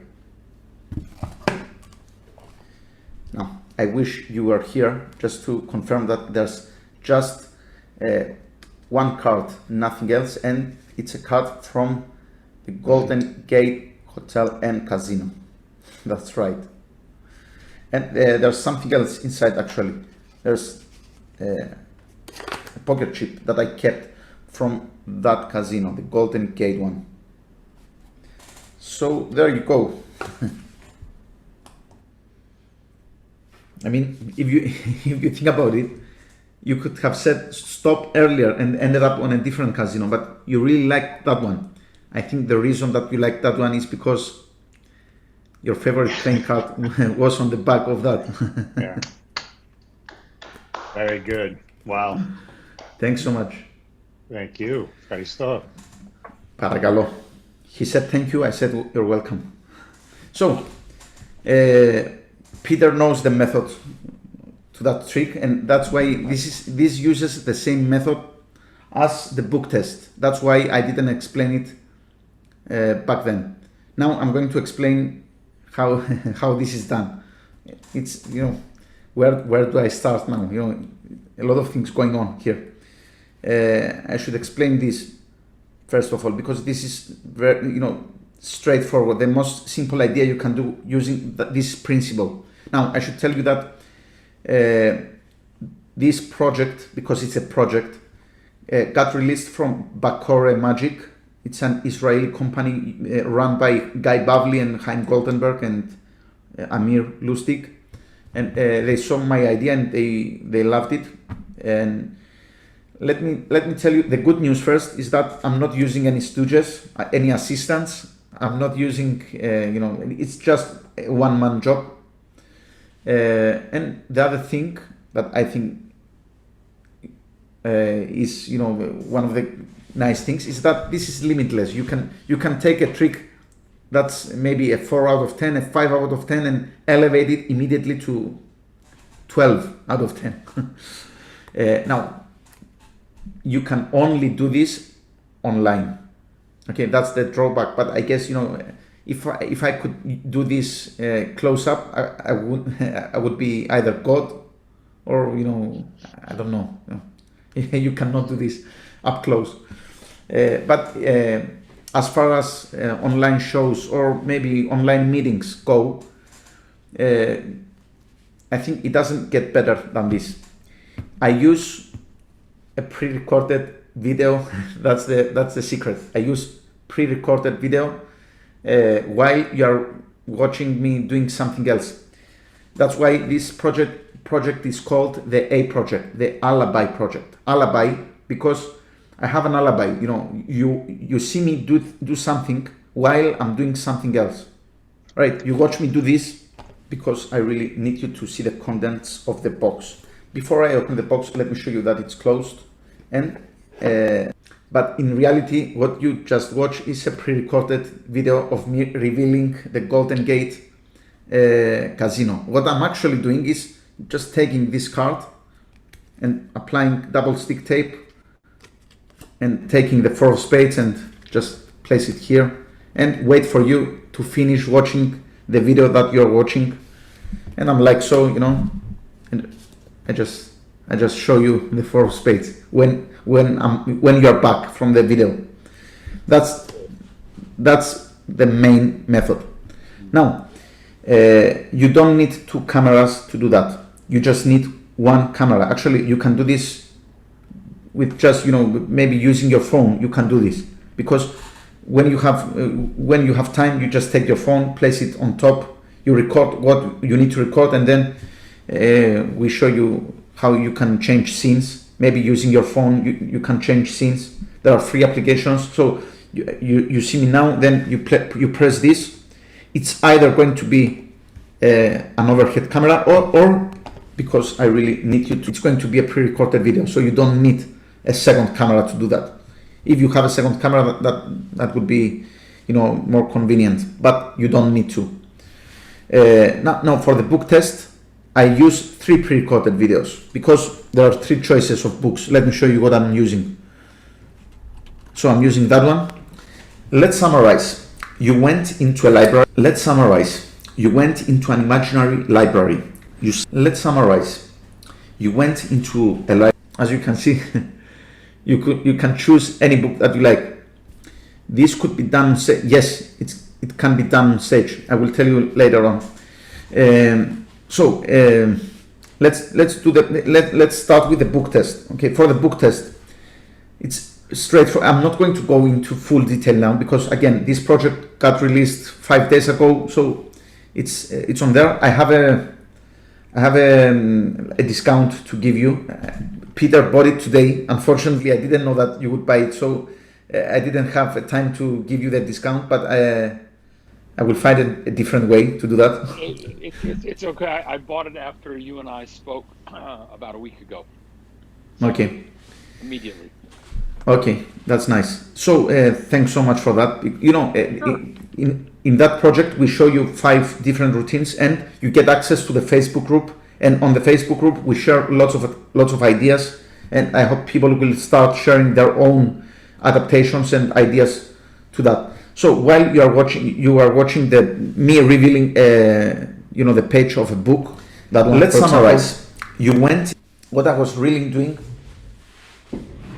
I have here templates. So you get templates if you buy this. This is the book template. This is the Rainmaker, and on the other side there's nothing. This is a blank page.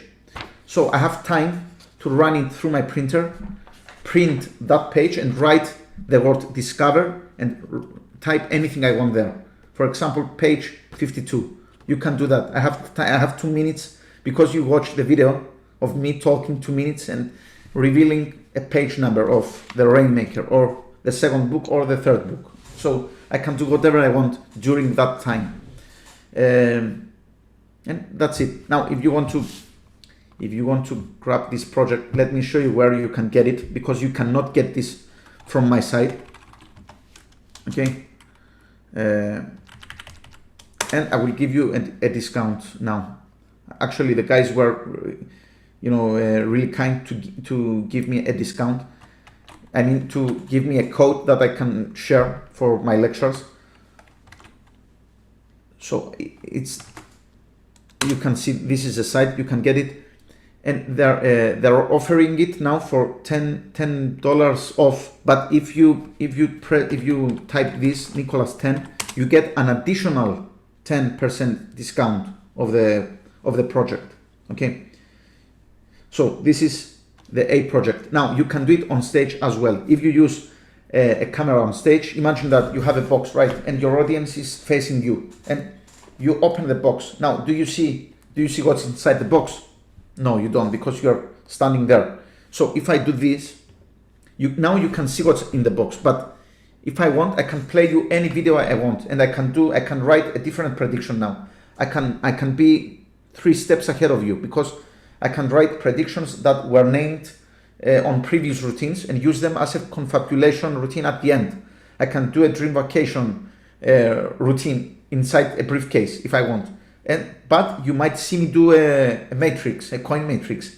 You can see me do anything, but I'm actually might be doing a different thing. So if you use, if you're using a camera, like for example, David Copperfield does for the grandpa aces, the trick that he does, he used to do with he has a projector, right, like a camera, and you cannot see him up close what he's doing, right? But you can see the camera, but he could be doing anything, if you think about it. You can do anything, or you can use it for simple stuff, like for example, you have a piece in your show and you want to it's a knuckle busting thing, it requires really hard moves. You might want to record it, and then you can just do this, and they can see a performance from a different night, and they think that they're watching a live performance. Now that I'm speaking to you, I might not be speaking to you. This is a pre-recorded video, actually. No, I'm kidding. This is live. Yeah, lots of different applications, and we show you how to do this step by step. It's not that hard to do. If you have one camera and just one phone to change scenes, that's it. You don't need anything special to do that. There's something that's escaping my mind now, but I'm forgetting about that. Anyway, do you have any questions that I may be able to answer? I actually do have a question. So if you are dealing with a single camera, let's say that you're dealing with the camera that you've got now, and you wanted to switch into a pre-recorded video, you need something to transition into that video. Would that be a situation where you would raise something and hold it in front of the camera to sort of become a mask at that point? Yeah, actually, you can use one pre-recorded video to condition them that you are going to be using a second camera. For example, the box that I did, the dice box that I forced number 14. Okay, I did this first. I'm going to use this box. I'm going to shake the cup. Now, what you just saw can be pre-recorded if you are using one camera. So they see that, they think that there's a camera above you, but there's nothing. They are watching a pre-recorded. The only thing that you do is this, and pretend to, just change scenes to a pre-recorded video. Now you can do this. This can be a pre-recorded video. You come down, you do this. You can force any number you like, and then you're back live, and then go back to the reveal. Like you can use the pre-recorded video like for like a subtlety that you're going to be using a second camera throughout. But I mean, if you when you change scenes, there's an option there that says fade in. So there's a slight fade in and fade out, so you can see. There's like a millisecond of but you don't need to do, it can be instant. They don't know what setup you're using, so there's nothing fishy about this. They will not suspect anything. Actually, the guys, Chaim and Guy, perform this, and Amir, they perform this without. Let me rephrase. I perform this. I use this, and I'm not talking because I need time. I need my time to print. So I don't want to talk. But the guys have one pre-recorded video. There's no audio. You can see their face on the top corner, and they speak while you see their hands moving. And actually, you see them live speaking, but you see a pre-recorded video, like something like this. You can see me now talking, and I'm doing something here. You cannot see my hands, but the upper camera shows a different thing. It's not live, so they use something like this. So I'm not using that, but it's very fooling because you can see the person talking to you live, but you see them doing something else, and there's some crazy stuff you can do with this. I mean, you can do comedy routines. I mean, Amir does the one with the egg. He brings out an egg and he says, what's the name of the chicken? You say, what do you think the name of the chicken is? And you say, the spectator said Kiki, K-I-K-I, Kiki. And he breaks the egg, and inside you can see the name Kiki written inside the eggshells. So you can do crazy stuff like so. There's the Rubik's Cube solved there as well. But again, it's limitless. You can. There's so many things you can do. Yeah. Nikolas, hi. This is Michael Chout. How are you? Hi, Michael. Enjoying your lecture. I just wanted to share this with you. Justin Willman in his show takes this idea to a whole nother level. He takes a 5-minute break in the middle of his show, or maybe a 7-minute break, and he takes a remote camera and he says, we're going to go into the kids' room now, or the kitchen. And the remote camera is a fake. And when he switches supposedly the remote camera, it's running a video. And he's doing one of those working sort of what Max Maven used to do on the old David Copperfield TV shows, where he would say, everyone look at an item, go. Yeah. Interactive tricks, right? And he takes that 7-minute break during the middle of his show, just by using that concept of a video within a video. So. I mean, it's the same one that I mentioned earlier, where maybe you need to perform a routine that you are not very comfortable performing because it's knuckle busting. You have many moves to do, and you want to just use a pre-recorded video. But that's not. You can use this to take a break. Again, it's simple as that. I use it for a different. I use something that I leave the room.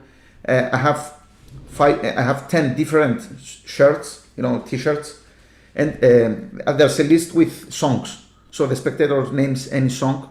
For example, let's say, I don't know, Let It Be by the Beatles. Okay, they say that's funny. Please follow me. And so the camera follows me. I go to next to the other room where the piano is. I sit down and they play Let It Be. And when the camera zooms out, you can see my T-shirt. On the back it says Let It Be by the Beatles is also my favorite song. So it's a pre-recorded video. You have to record this 10 times. You know, if you use 10 songs, you might record, have 20 videos pre-recorded. As soon as they name a song, you just press the button and you leave. You just sit down and wait for the next 7 minutes while they're watching a miracle happen. It's limitless. Again, it's you can do so many things. I do the one that I like doing now is the detectives and villains. That one where the spectator matches good guys with bad guys, and then when you turn them over, the pin number. I was going to do that, but it's a 10-minute routine, so I don't want to waste your time. The pin number of the participant is revealed here, which is great. And I shared this on the Facebook group, so Peter will be able to watch it maybe tomorrow. So a question for you: did you so the force of the number with the shaking of the dice was pre-recorded? Yes. No. You can do that, but actually I'm using something else. Let me show you.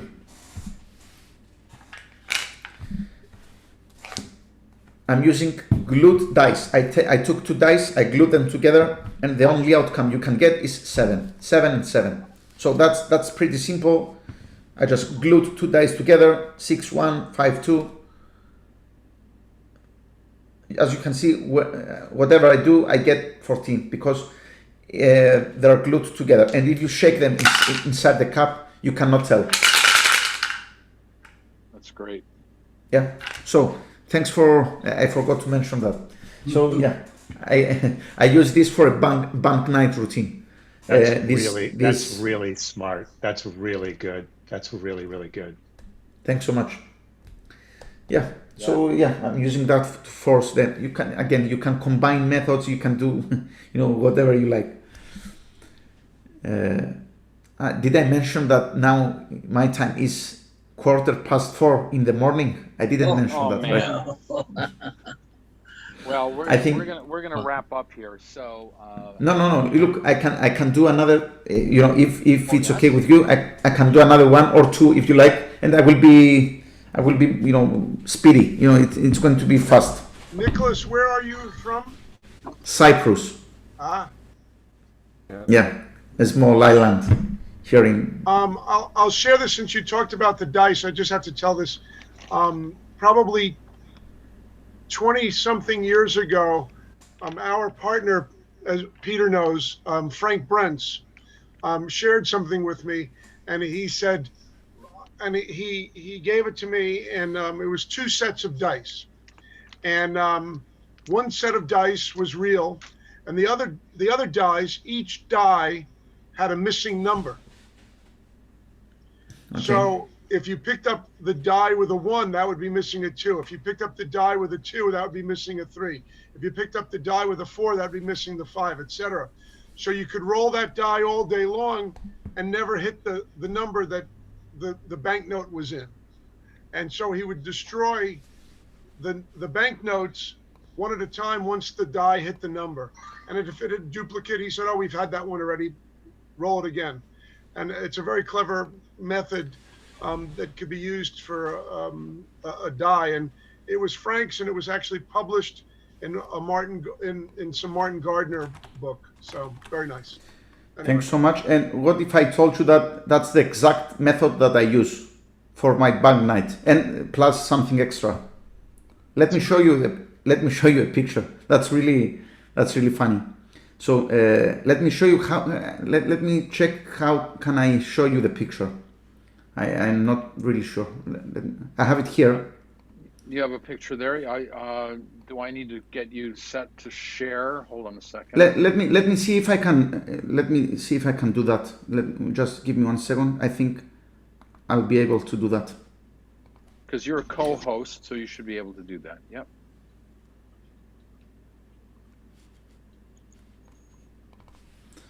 So how can I share the screen? Let me. Sharing options. Hold on a second. Okay, share screen. Yeah, you should be able to. Okay. Sharing with, Can you see that? Yeah. Yep. Can you see the 6 dice that, Yes. that are Yes. below Exactly. them? Yep. So can you see the envelopes on the front? The 5 envelopes and the cup. Yes. So that's what I'm using. I'm just grabbing the correct, the correct dice that's missing a number. That's that's what I'm using for my bank night. Now, how do I know where they put the money? I have them put money inside one of the envelopes, and the envelopes are all black, right? They have numbers, but they're facing down, so they're shuffled. I don't know which one they take. They don't know, so they take one. But I said to them that inside each and every envelope, I placed a blank piece of paper just to resemble money, so they cannot feel where the money is. But actually, each blank paper is a different type of paper. When they remove it, I know exactly what envelope contains the money. That's the secret. So one piece of paper is blank, but it's a striped, one. Other one I have a blank poker sized card.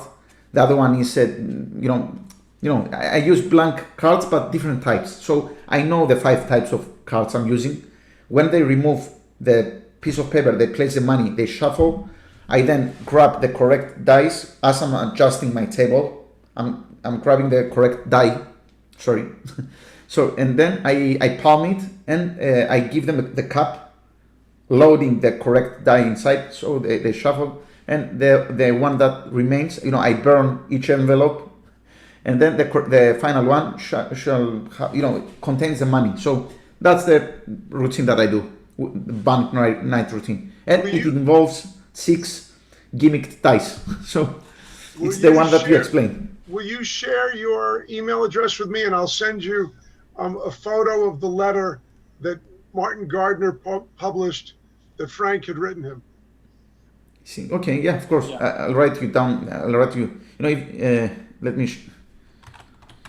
That's it. Actually, it's a letter that Martin Gardner wrote referring to Frank in the letter, which I'll show. See that I didn't. I'm not claiming. I didn't claim that the method was mine, because when I saw the set of 6 gimmick dice, that's the first thing that came to mind. That's the first thing.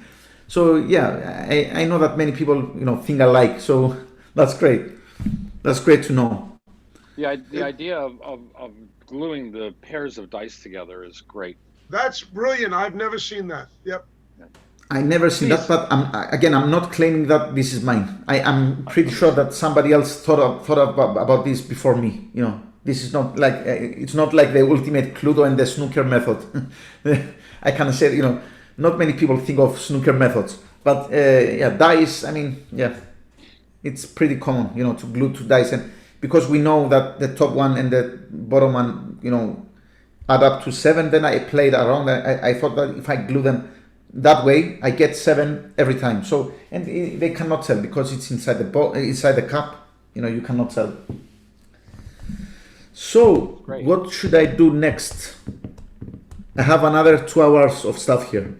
So, let me do. I'll do that one, the movies, because I love that. I'm not going to teach the actual routine that comes with Cinemental, okay? I'm going to teach you the parlor or stage version that I like to use. I came up with it 1 year after this got released, so it's not on the DVD. It's not on the explanation video or anything. That's why if you happen to own this, you will learn something new today. So I need 2 spectators, two participants. Peter, you can be 1 if you like. Vincent, okay. You can be number 2, okay? And actually, we need a 3rd one, but we're not going to use a 3rd one, okay? Let's imagine we have a spectator here. So again, because we don't have lots of time, I'm not going to go into the parlor. This is essentially Let me close the chat. Okay, this is essentially a movie deck. I really love, movies. And this is 52 iconic movie posters reimagined. So I would show you the cards. Let's see if you know some of the movies. Taxi Driver, Scent of a Woman, Rosemary's Baby, Bohemian Rhapsody, the Queen movie, Psycho, One Flew Over the Cuckoo's Nest, different movies you can see, Matrix, Kill Bill, Jaws, Hannibal, The Godfather, lots of different movies here. Okay, Vertigo, Up. So in a moment, thanks so much, Raymond. So in a moment, Peter, you are going to choose a movie. Vincent, you are going to choose a movie, and let's call this, I don't know, spectator number 3 will choose a movie.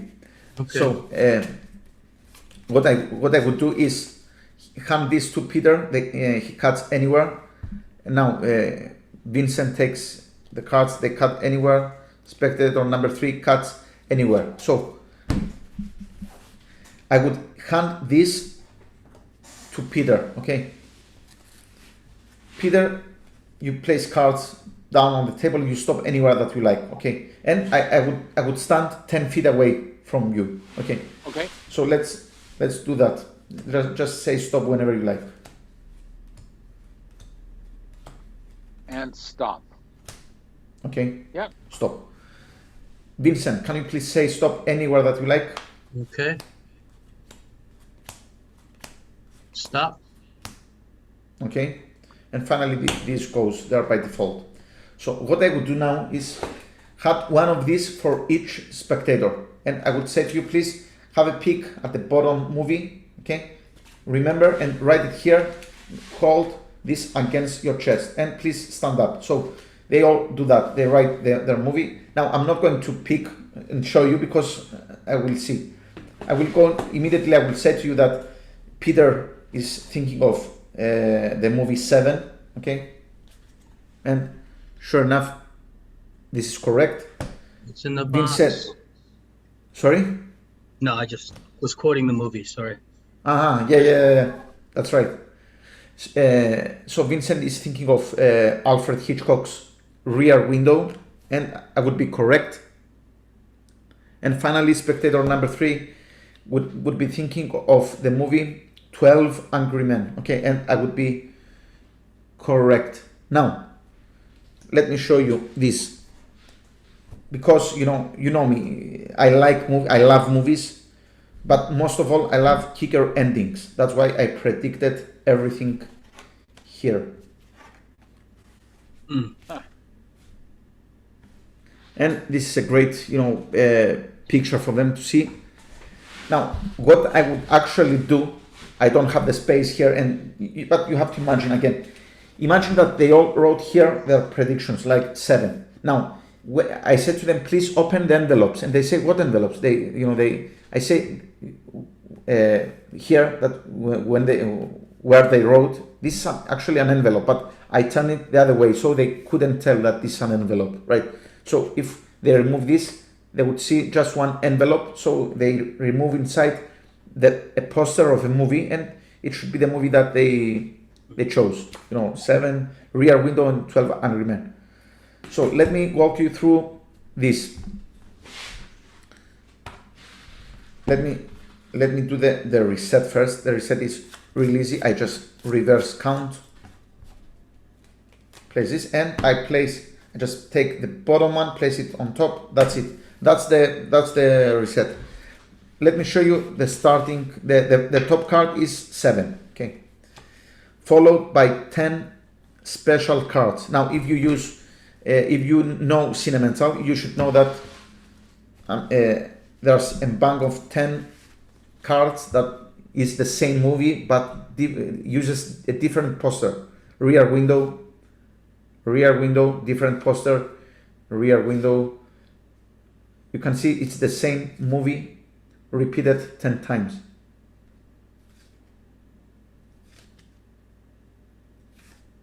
That's great. Okay, so this is part of the secret, and Actually, you get more rear windows if you buy this, because the main routine, that's a two-part routine, uses that for the second phase. But again, I'm not showing you the close-up trick that I sold on to Murphy's. This is the parallel version that I really like again. But if I am going to perform close-up and I use this on a daily basis, I perform the one that you will learn if you buy this, the close-up. So if you check here, you can see that I'm using 10 identical movies. But if these movies are disguised because it's a different poster, as you can see, no one would be able to tell that these movies here are the same movie. Now I reverse spread. That's why you see. Let me do a proper spread. Okay. So again, 7 followed by 10 rear windows, followed by an alphabetical stack. Now you get the alphabetical stack. It's the top movie starts with an A, and this is American History X, followed by B, Black Swan, followed by C, Clockwork Orange, okay, followed, etc. Departed, etc. Okay, each movie, usually it starts with the corresponding letter of the alphabet. Now we have G, Godfather, A, B, C, D, E, F, G, H, by Mark, so H, etc. Okay, you get the idea. Up to W, Whiplash. Okay, now you will not be needing this part now, but there's one out of 100 times, let's say 99 out of 100 times, you will get the 7 rear window 12 Angry Men. But you might get a spectator that waits more than waits too long, to stop. So you have to know what to do in that case. So you don't have them look at the bottom ones, you have them look at the top ones, and then you will get you have to know the alphabetical stack, and there's a creep on the box for that, but it's super, 10 minutes you will have the movies down, because those are well-known movies and it's so easy to learn, so easy. Mm-hmm. So alphabetical stack, and finally 12 Angry Men that I have applied a breather crimp. Right now, a breather crimp, really easy to do. Just place your thumb here. You place your index finger, your middle finger, like so. Okay, and you go like this for all 4 corners. Go. Oops. Whoop. Frozen. Yeah. Nikolas, you just froze for a moment. Ah, okay, sorry. You just froze in the middle of the breather crimp. Okay, so, yeah, it says my internet connection is unstable. I don't know why that is. So, this is the breather crimp, okay? Again, thumb here, index finger and middle finger, and you go like this for all 5 corners, and you should see an X forming. You can see that there's an X forming. I exaggerated a bit now, so you can see the X forming. What that does is that it allows you to reset the deck when you cut it. So again, situation check. Movie 7 followed by 10 rear windows, followed by the alphabetical stack, followed by the... Oops. I think we'll just wait and see. Mm-hmm.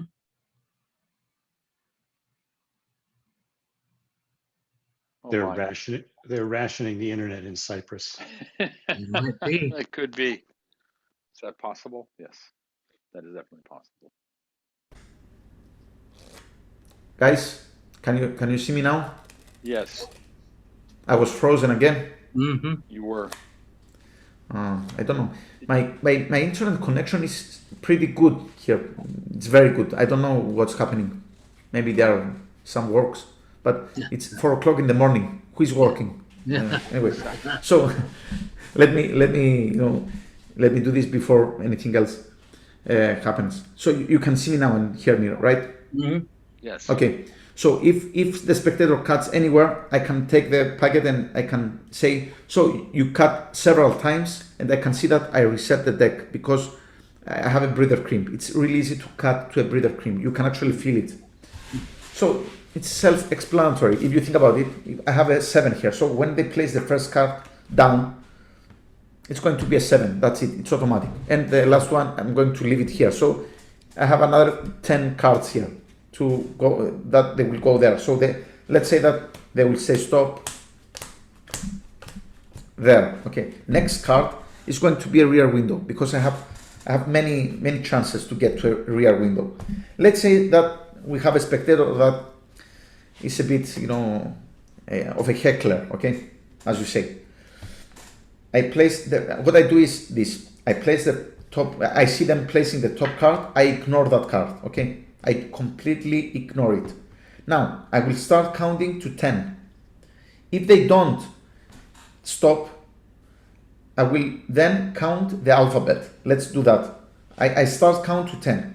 1, 2, 3, 4, 5, 6, 7, 8, 9, 10. They haven't stopped. So now I know that rear windows are gone. So I have to start counting the alphabet now. So A, B, C. They stop here.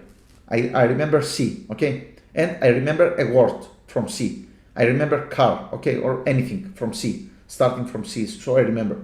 Now the first spectator gives the packet to the second. Now I continue. D, E, F, G. They stop. This goes there. So I know C, G. That's all I need to know. I know that I will have them look at the top cards, top movies. Again, they don't know that I have a prediction for them because it's a surprise prediction. So they don't know that. So I might, it's please stand up. If I name your movies, please go down. So I know this is clock or orange because it starts with C, right? Next one starts with a G. So do you remember what movie starts with a G? Godfather. And the next one is one letter after G. Can you tell me which one is it? H. Oh, Hannibal. Yeah. Oh. It's very easy to know that. Hooker, but I wouldn't use that movie, Peter. Come on. I know. So it's really easy to learn the movies, by the way. But you will not get to that result. I never had this happen. Because think how long one can. Because we have 3 people. They have to count as well. Now. 1, 2, 3, 4, 5, 6, 7, 8, 9, 10, and another one. Nobody's going to go that long. But if they go, you have a way to know what movie they're going to think, right? And you can be standing 10 feet away because you see them count, right? So it's not that hard. And this is cinemental. Again, this is not the main routine that you get, but I think it's a nice one for a parlor setting or stage, even stage, because you can have the predictions behind their chairs. So it can be a chair test as well, if you can combine things from a chair test. And Oops. Past 4 o'clock. So I think I should stop. I should stop there. Again, am I frozen again? Because no, you're back. You're You were frozen for just a minute, minute there. But this has been a terrific lecture. Thank you so much. This has just been great. Thanks so much. Thanks so much. I'm really happy I'm really glad you enjoyed it. And again, it's not easy to trust someone that you don't know to do a lecture for you. And I'm really hoping that I made you proud, Peter, for choosing me to do a lecture today. Oh, it's a pleasure. Nikolas, your products are available on Bacore? Yeah. No, you can find my products. Actually, this is my website. Okay. Sorry, this is the countdown. This is my website. Okay. Actually, you can see the look. If you pay close attention, you can see that 4 of my 5. I have 5 marketed products there, and I didn't show you any of these. The collector is my favorite one. I have it here, but again, no time to teach that. Maybe some other day. But this is my website again. It's just my surname.com, and I have some bundles. If you go to to my products, there I have 3 bundles there that I've been selling from my lectures, right? So I think it's. Let me type that here. So you can see if you go there, you can see the bundles. There's bundle 1, 2, 3, and also if you don't want to maybe grab a bundle, you might want like to buy an effect. There's a 10% off from anything you buy if you type in lecture 10 on your checkout. You have 10% discount on anything. Thank you. Okay. Thank you. That's fabulous. That's excellent. When is your Magic Circle lecture going to be? 9th of August. August 9th. August 9th. Okay. Yeah. And It'll be much shorter than this one because they only go for like an hour. yeah, that it's hard for me to do an hour, because I'm really struggling now. I want to show you the toy prediction, like that one, and I cannot. Actually, you know what? Can I just show you this and we will end the lecture like so? I'm not going to teach that one because I like to. I taught you the A project, so I might as well do that one. Okay. Okay. Nicholas, don't listen to them. Howard Hamburg lectured at the Magic Circle. I was an invited guest, and it went almost 4 hours. 4 hours? Oh yeah. Well, let's be clear, Michael. Yeah. He lectured for less than that, and then they did the post-lecture interview. There's this whole long conversation that comes after the lecture. They don't tell you about that. He lectured. I have it on video. He lectured at least 3 hours, and then the post thing was at least an hour and a half. So. Just talk to Daryl. You have some flexibility. But they asked me to do a lecture for them. I think it's a bit rude to go past that. But you can ask Daryl Rose. Daryl will tell you straight up. Okay, I'll do that. Go ahead. I can't wait. Okay, so we remember childhood as those carefree times. By the way, this is not pre-recorded. I'm live. Okay, hi guys.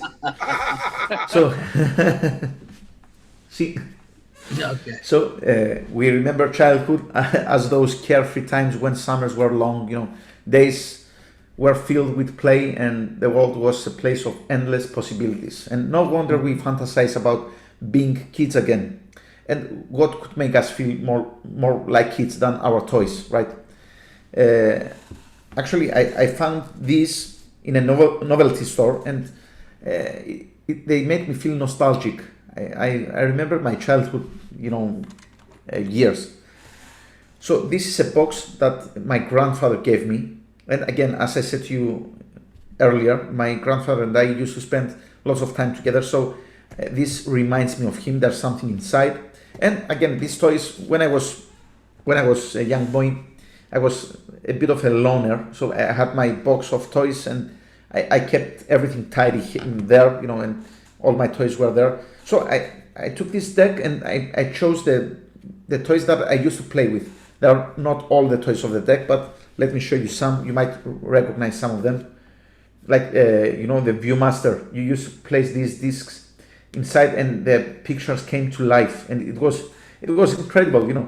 The Nintendo. I used to play with that. I need to buy one of these for my son now, but I used to own one of these. Nostalgic. I remember the Walkman. I used to have one of these. I don't know if you know what this is. No, I'm kidding. you all know. It's popular now with magic and stuff. So different toys. The cubes. So now what I would do is give this to the spectator. They can shuffle this. So the spectator can shuffle this. Let me do it really closely so you can see I'm really shuffling the cards. Okay. It's not the optical illusion shuffle that I showed you before. So the spectator really shuffles this, and as you can see that these are in a completely new, different order now. Okay, I can show you. So now the spectator has a choice to make. They deal down cards, right? Like so, they can shuffle as they do that. They can deal down, they can shuffle, and they can stop whenever they like. So let's say that they stop. It doesn't really matter, right? They can take cards from the middle, from the bottom, from the top. It doesn't matter. Okay. So let's say that they stop here. Now I say to them, let's make it even more random. Just deal 2 piles, and they do that. They deal 2 piles, and now I say to them, you have arrived at 2 random cards. That one or that one. Which one do you like? So this is, let's say that this is 1, this is 2. Peter, which one do you like? 1 or 2? Whatever you say, I'm going to place it here. 1. 1, that one. Yes. So let me place that here. So they could have ended up with any of these toys, but they didn't. And they open the box themselves. They always do that. They open the box themselves. They find what's inside. And actually, let me show you. You chose the Pink Panther. Now, you remember when I said that I used to spend a lot of time with my grandfather, and I showed you the TV. That's what we used to watch with my grandfather. We used to watch the Pink Panther show together. That's why I remember him, because he gave me this. And as you can see, here I have this. This is a music box, and this is the music box. So the spectator can play the music, and they can hear this. They can listen to this.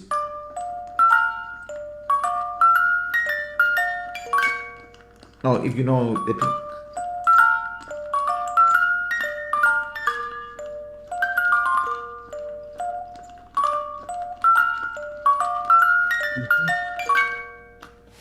and this is why I remember my grandfather, and this is it. So again, this is they can examine everything. Everything can be examined. They can shuffle the cards. What I said is true, and you can actually see the performance of this. If you go to my products, there I have a prediction. I have a performance, so you can see the whole thing. Yeah, that's the toy prediction, and there's nothing else here. It's just the music box, and you get the music box as well. It's in one of the bundles. There's this as well. So that's it, guys. I hope you enjoyed the lecture, and thanks for having me. Just great. That was terrific. Bravo. Yeah, thank you so much. We'll remove the spotlight here. There we go. So thank you very much. This was just a great treat. I think you had people from all over the world that were joining you here for this lecture. Thank you so very, very much. And you posted the link to the shop at your website. And thank you so much for both the bundles and for the discount that's there. There's some really fabulous ideas. I really sparked a lot of thinking and imagination here. So thank you very much. Thanks so much, guys. I really hope you enjoyed the lecture, and I hope I showed you some different methods in mentalism. I wanted to create a versatile, like a mixture of things, to show you and to have you peek inside, have a little peek inside my head and the way I like to think. And I'm really, glad to spend some time with you. So I hope to see you again. Maybe if you go to the Blackpool Magic Convention, I go almost every year, so I might see you there. It's a long trip, I know, but who knows, Yeah. Any last questions before we go? Yeah, anything you want to ask me, magic related or not, Fantastic. Yeah. How do you convince people to get the vaccine? Well, Mike? So, you Yeah, said you you're don't. a musician. What instrument do you play? I play the piano. Okay. Nicholas, Yeah. me too. I'm a ragtime player. Ragtime? Ragtime. Ragtime. Okay, yeah, the style. Yeah, ragtime. Joplin, Okay, that's nice. That's I'm a nice. chopsticks player. You just take the chopsticks and Yeah. do this. What's that? Well, great. Thanks so very, very much. We're going to let you get to sleep. This was terrific. Not a Thanks problem, so much guys. for Take staying care. up so late for us and Okay. and being here. Good luck with your lecture for the Magic Circle. I hope. Thanks so much. Thanks so much, guys. Get skills. Yeah. Take care. Bye bye. Be good, guys. Take care. Bye-bye.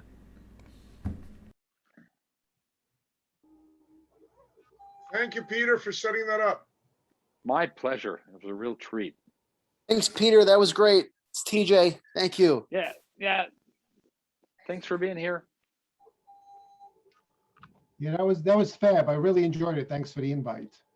Yeah, especially for you, just as you were going into thinking about, this whole process of presenting via camera, I thought this might give you a slightly different way of looking at things, and whether or not it's at all useful for you in what's coming up, It it was may not be. very clever. What was interesting to me was just the thought that if a person's doing these virtual shows and they only technically own one camera, they can pre-shoot other things and make people think it's a multi-camera shot, multi-camera show. You just pre-shoot everything with the other camera. I think it's very clever. My first virtual show that I did, back last probably beginning of April, I did a portion of my manipulation bird act in the beginning of my virtual show, and I pre-recorded it. And at the time, I was using one particular space, and then after the performance, I walked closer and I sat down, and that's when I did a camera. I said, "Oh, we're going to switch the camera to the close-up camera," and then I looked into the camera and said, Well, so. you got to be like Penn and Teller, fool us, and that you got to wear the same clothes every time. Right. The same exact same haircut. You can't have a beard and clean shaven. you have to make sure the continuity is correct. But I'm talking about if the camera's shooting down on the table is what I'm talking. Sure, no, of course. Then you can get away with anything, right? Now, he made an interesting comment, and I followed up on this with Copperfield, because David, people had alluded to the fact or alluded to the concept that David was using a pre-tape for his grandfather's aces. Right. And here's the deal. I mean, David's like my closest friend in magic, and David is an enormously talented magician. I had never seen Grandfather's Aces until a couple of years ago. I watched it on YouTube, and I looked at it and I said, that's clearly nothing in there that David's not capable of doing. David will practice the hell out of anything. I mean, he'll practice it all day for days and days till he gets it right, number one. But then I was thinking, why did people think that it was pre-taped? And I have a theory on this, because I remember Richard Kaufman saying that, and I said, you sure? And I asked David, he goes, David says he swears it's not pre-taped. And he would tell me, believe me, this is my theory on this. Huh. And I learned this from years ago watching ventriloquists on cruise ships. They'd have a video screen. 25 years ago when David was doing this, 30 years ago, it was just a long time ago he was doing that.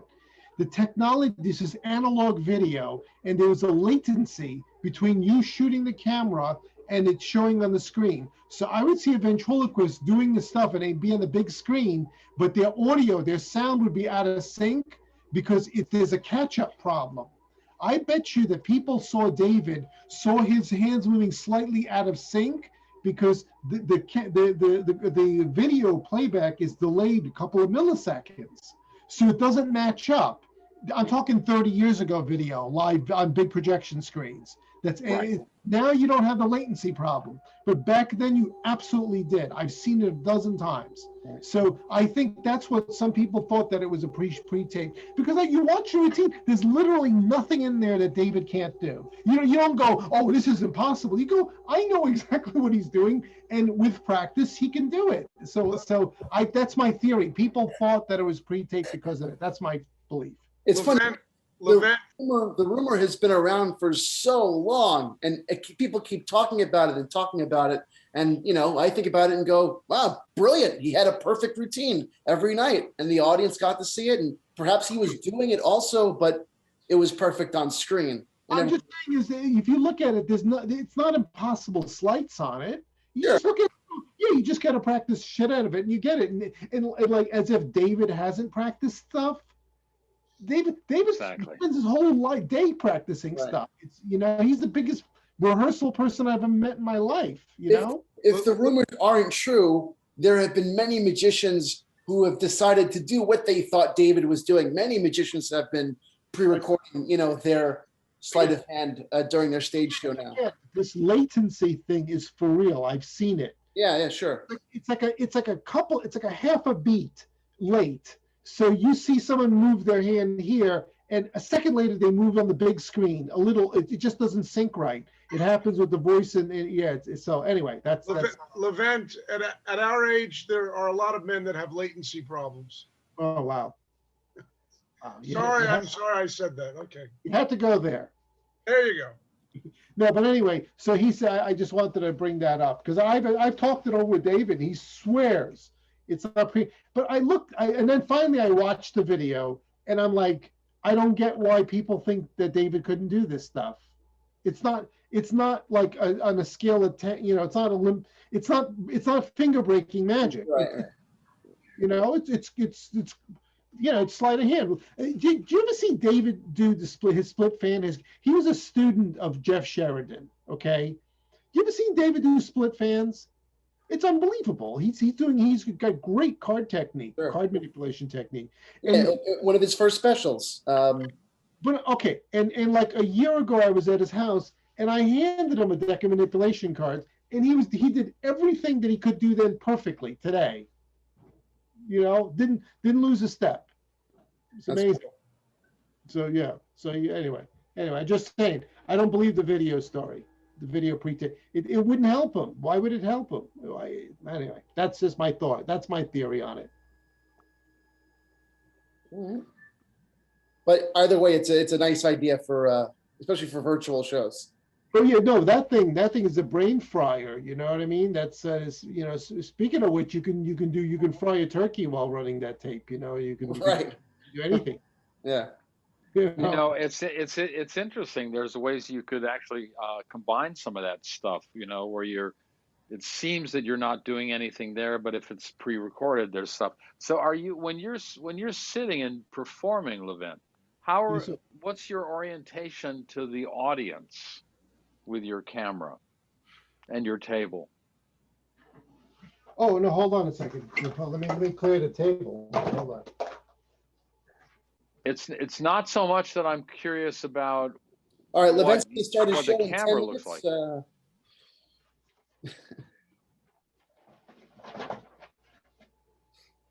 So Bob Lusthouse, why are you? Michael, did you just invite Lusthouse? No. Hours ago. Well, he's just showed up, so I can show up. I'll let him in. Yeah, we could tell him. Bob, you showed up after the lecture, but you're about to see something amazing anyway. Yeah, what the hell? How did you get on here? Yeah, you're late. I 2 hours ago. Go ahead, Levent. Yeah, so no, this will be depending on the video screens. Okay. On the cruise ship, it's not even going to be a video screen. As I understand it, it's a full video wall. It's a big, giant video wall, meaning 30 feet high, 40 feet across. It's an LED wall, okay? And so we're outputting this 4K camera, and we're just going to borrow a card table, and I can just adjust the camera to where I want, what I need. Right. And this will be it'll be upstage, stage right. And to turn the camera on, I've got this little remote gadget. I hit like this, and then it turns on the camera. And this is a video monitor, which I'll have here. And so I don't have to look at the screen. I just look at the output coming out of the video camera. Oh, that's great, and that's all part of that camera that's no longer available. Yeah, you see, you can see. Here I am on the. Here I am. How much time do you get out of the batteries? This? Yeah. At least an hour. I've got 4 batteries. These cameras run at least an hour because more than an hour. I don't even know how to shut the store. A couple of hours, and I'll tell you why. It's because I'm not recording. I have an SD card in there, but if I press the record button, it takes more time. It takes more power. But if it's just outputting video, it's hardly anything. You know. So are you sitting with facing the audience with the camera showing? Yes, because this way I can do a trick and I can present to the audience. You know, I can stand up and do it, so it's close to the camera that the camera will be on the table there. Yeah. And Levent, if you want, you can pre-record an ACE assembly and you can put it on the screen behind you, and they'll never know. No. Well, okay. Here's the other thing. I think you should mute Bob Lessing, Peter. If you pre-record stuff like that, then your body's going to have to sync up. It's not even doable. Right. Sure. Of course. You're going to be fighting to be. What does it help you? It doesn't help you. You might as well just practice the slides and just. You need to have a 400-pound cameraman standing in front of you to block you. That's different. But anyway, but these cameras are incredible. This is a 4K camera. You know, it's incredible. What is it? What is it? What kind of camera? It's a Sony Action Cam, but it's 4K. It's a 4K signal. Cool.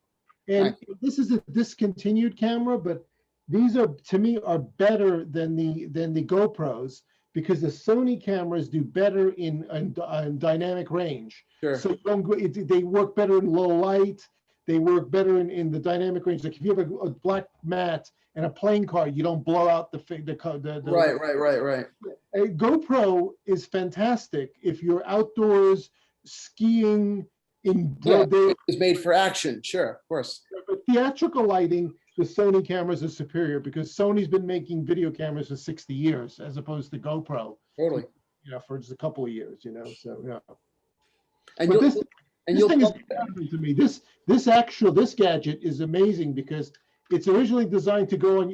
I have a wristband, so you could have it like on your head, and it's a remote.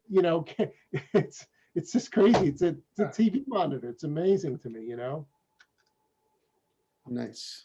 So anyway, that's amazing. So I'm gonna borrow the card table from the ship, but I'm going to close up. And this is just a C clamp and a flexible arm with a microphone. This is for a microphone, basically. Yeah. So that's all I'm bringing. The table I'll borrow. Sweet. Yeah. It's a sweet rig. Simple. So I've been every day. I've been practicing like crazy. I got on the monitor. I got the music tracks working. Okay, so what I'm doing I'm going on a cruise ship in about right now it'll be 13 days from today. I'm joining a ship out of Miami.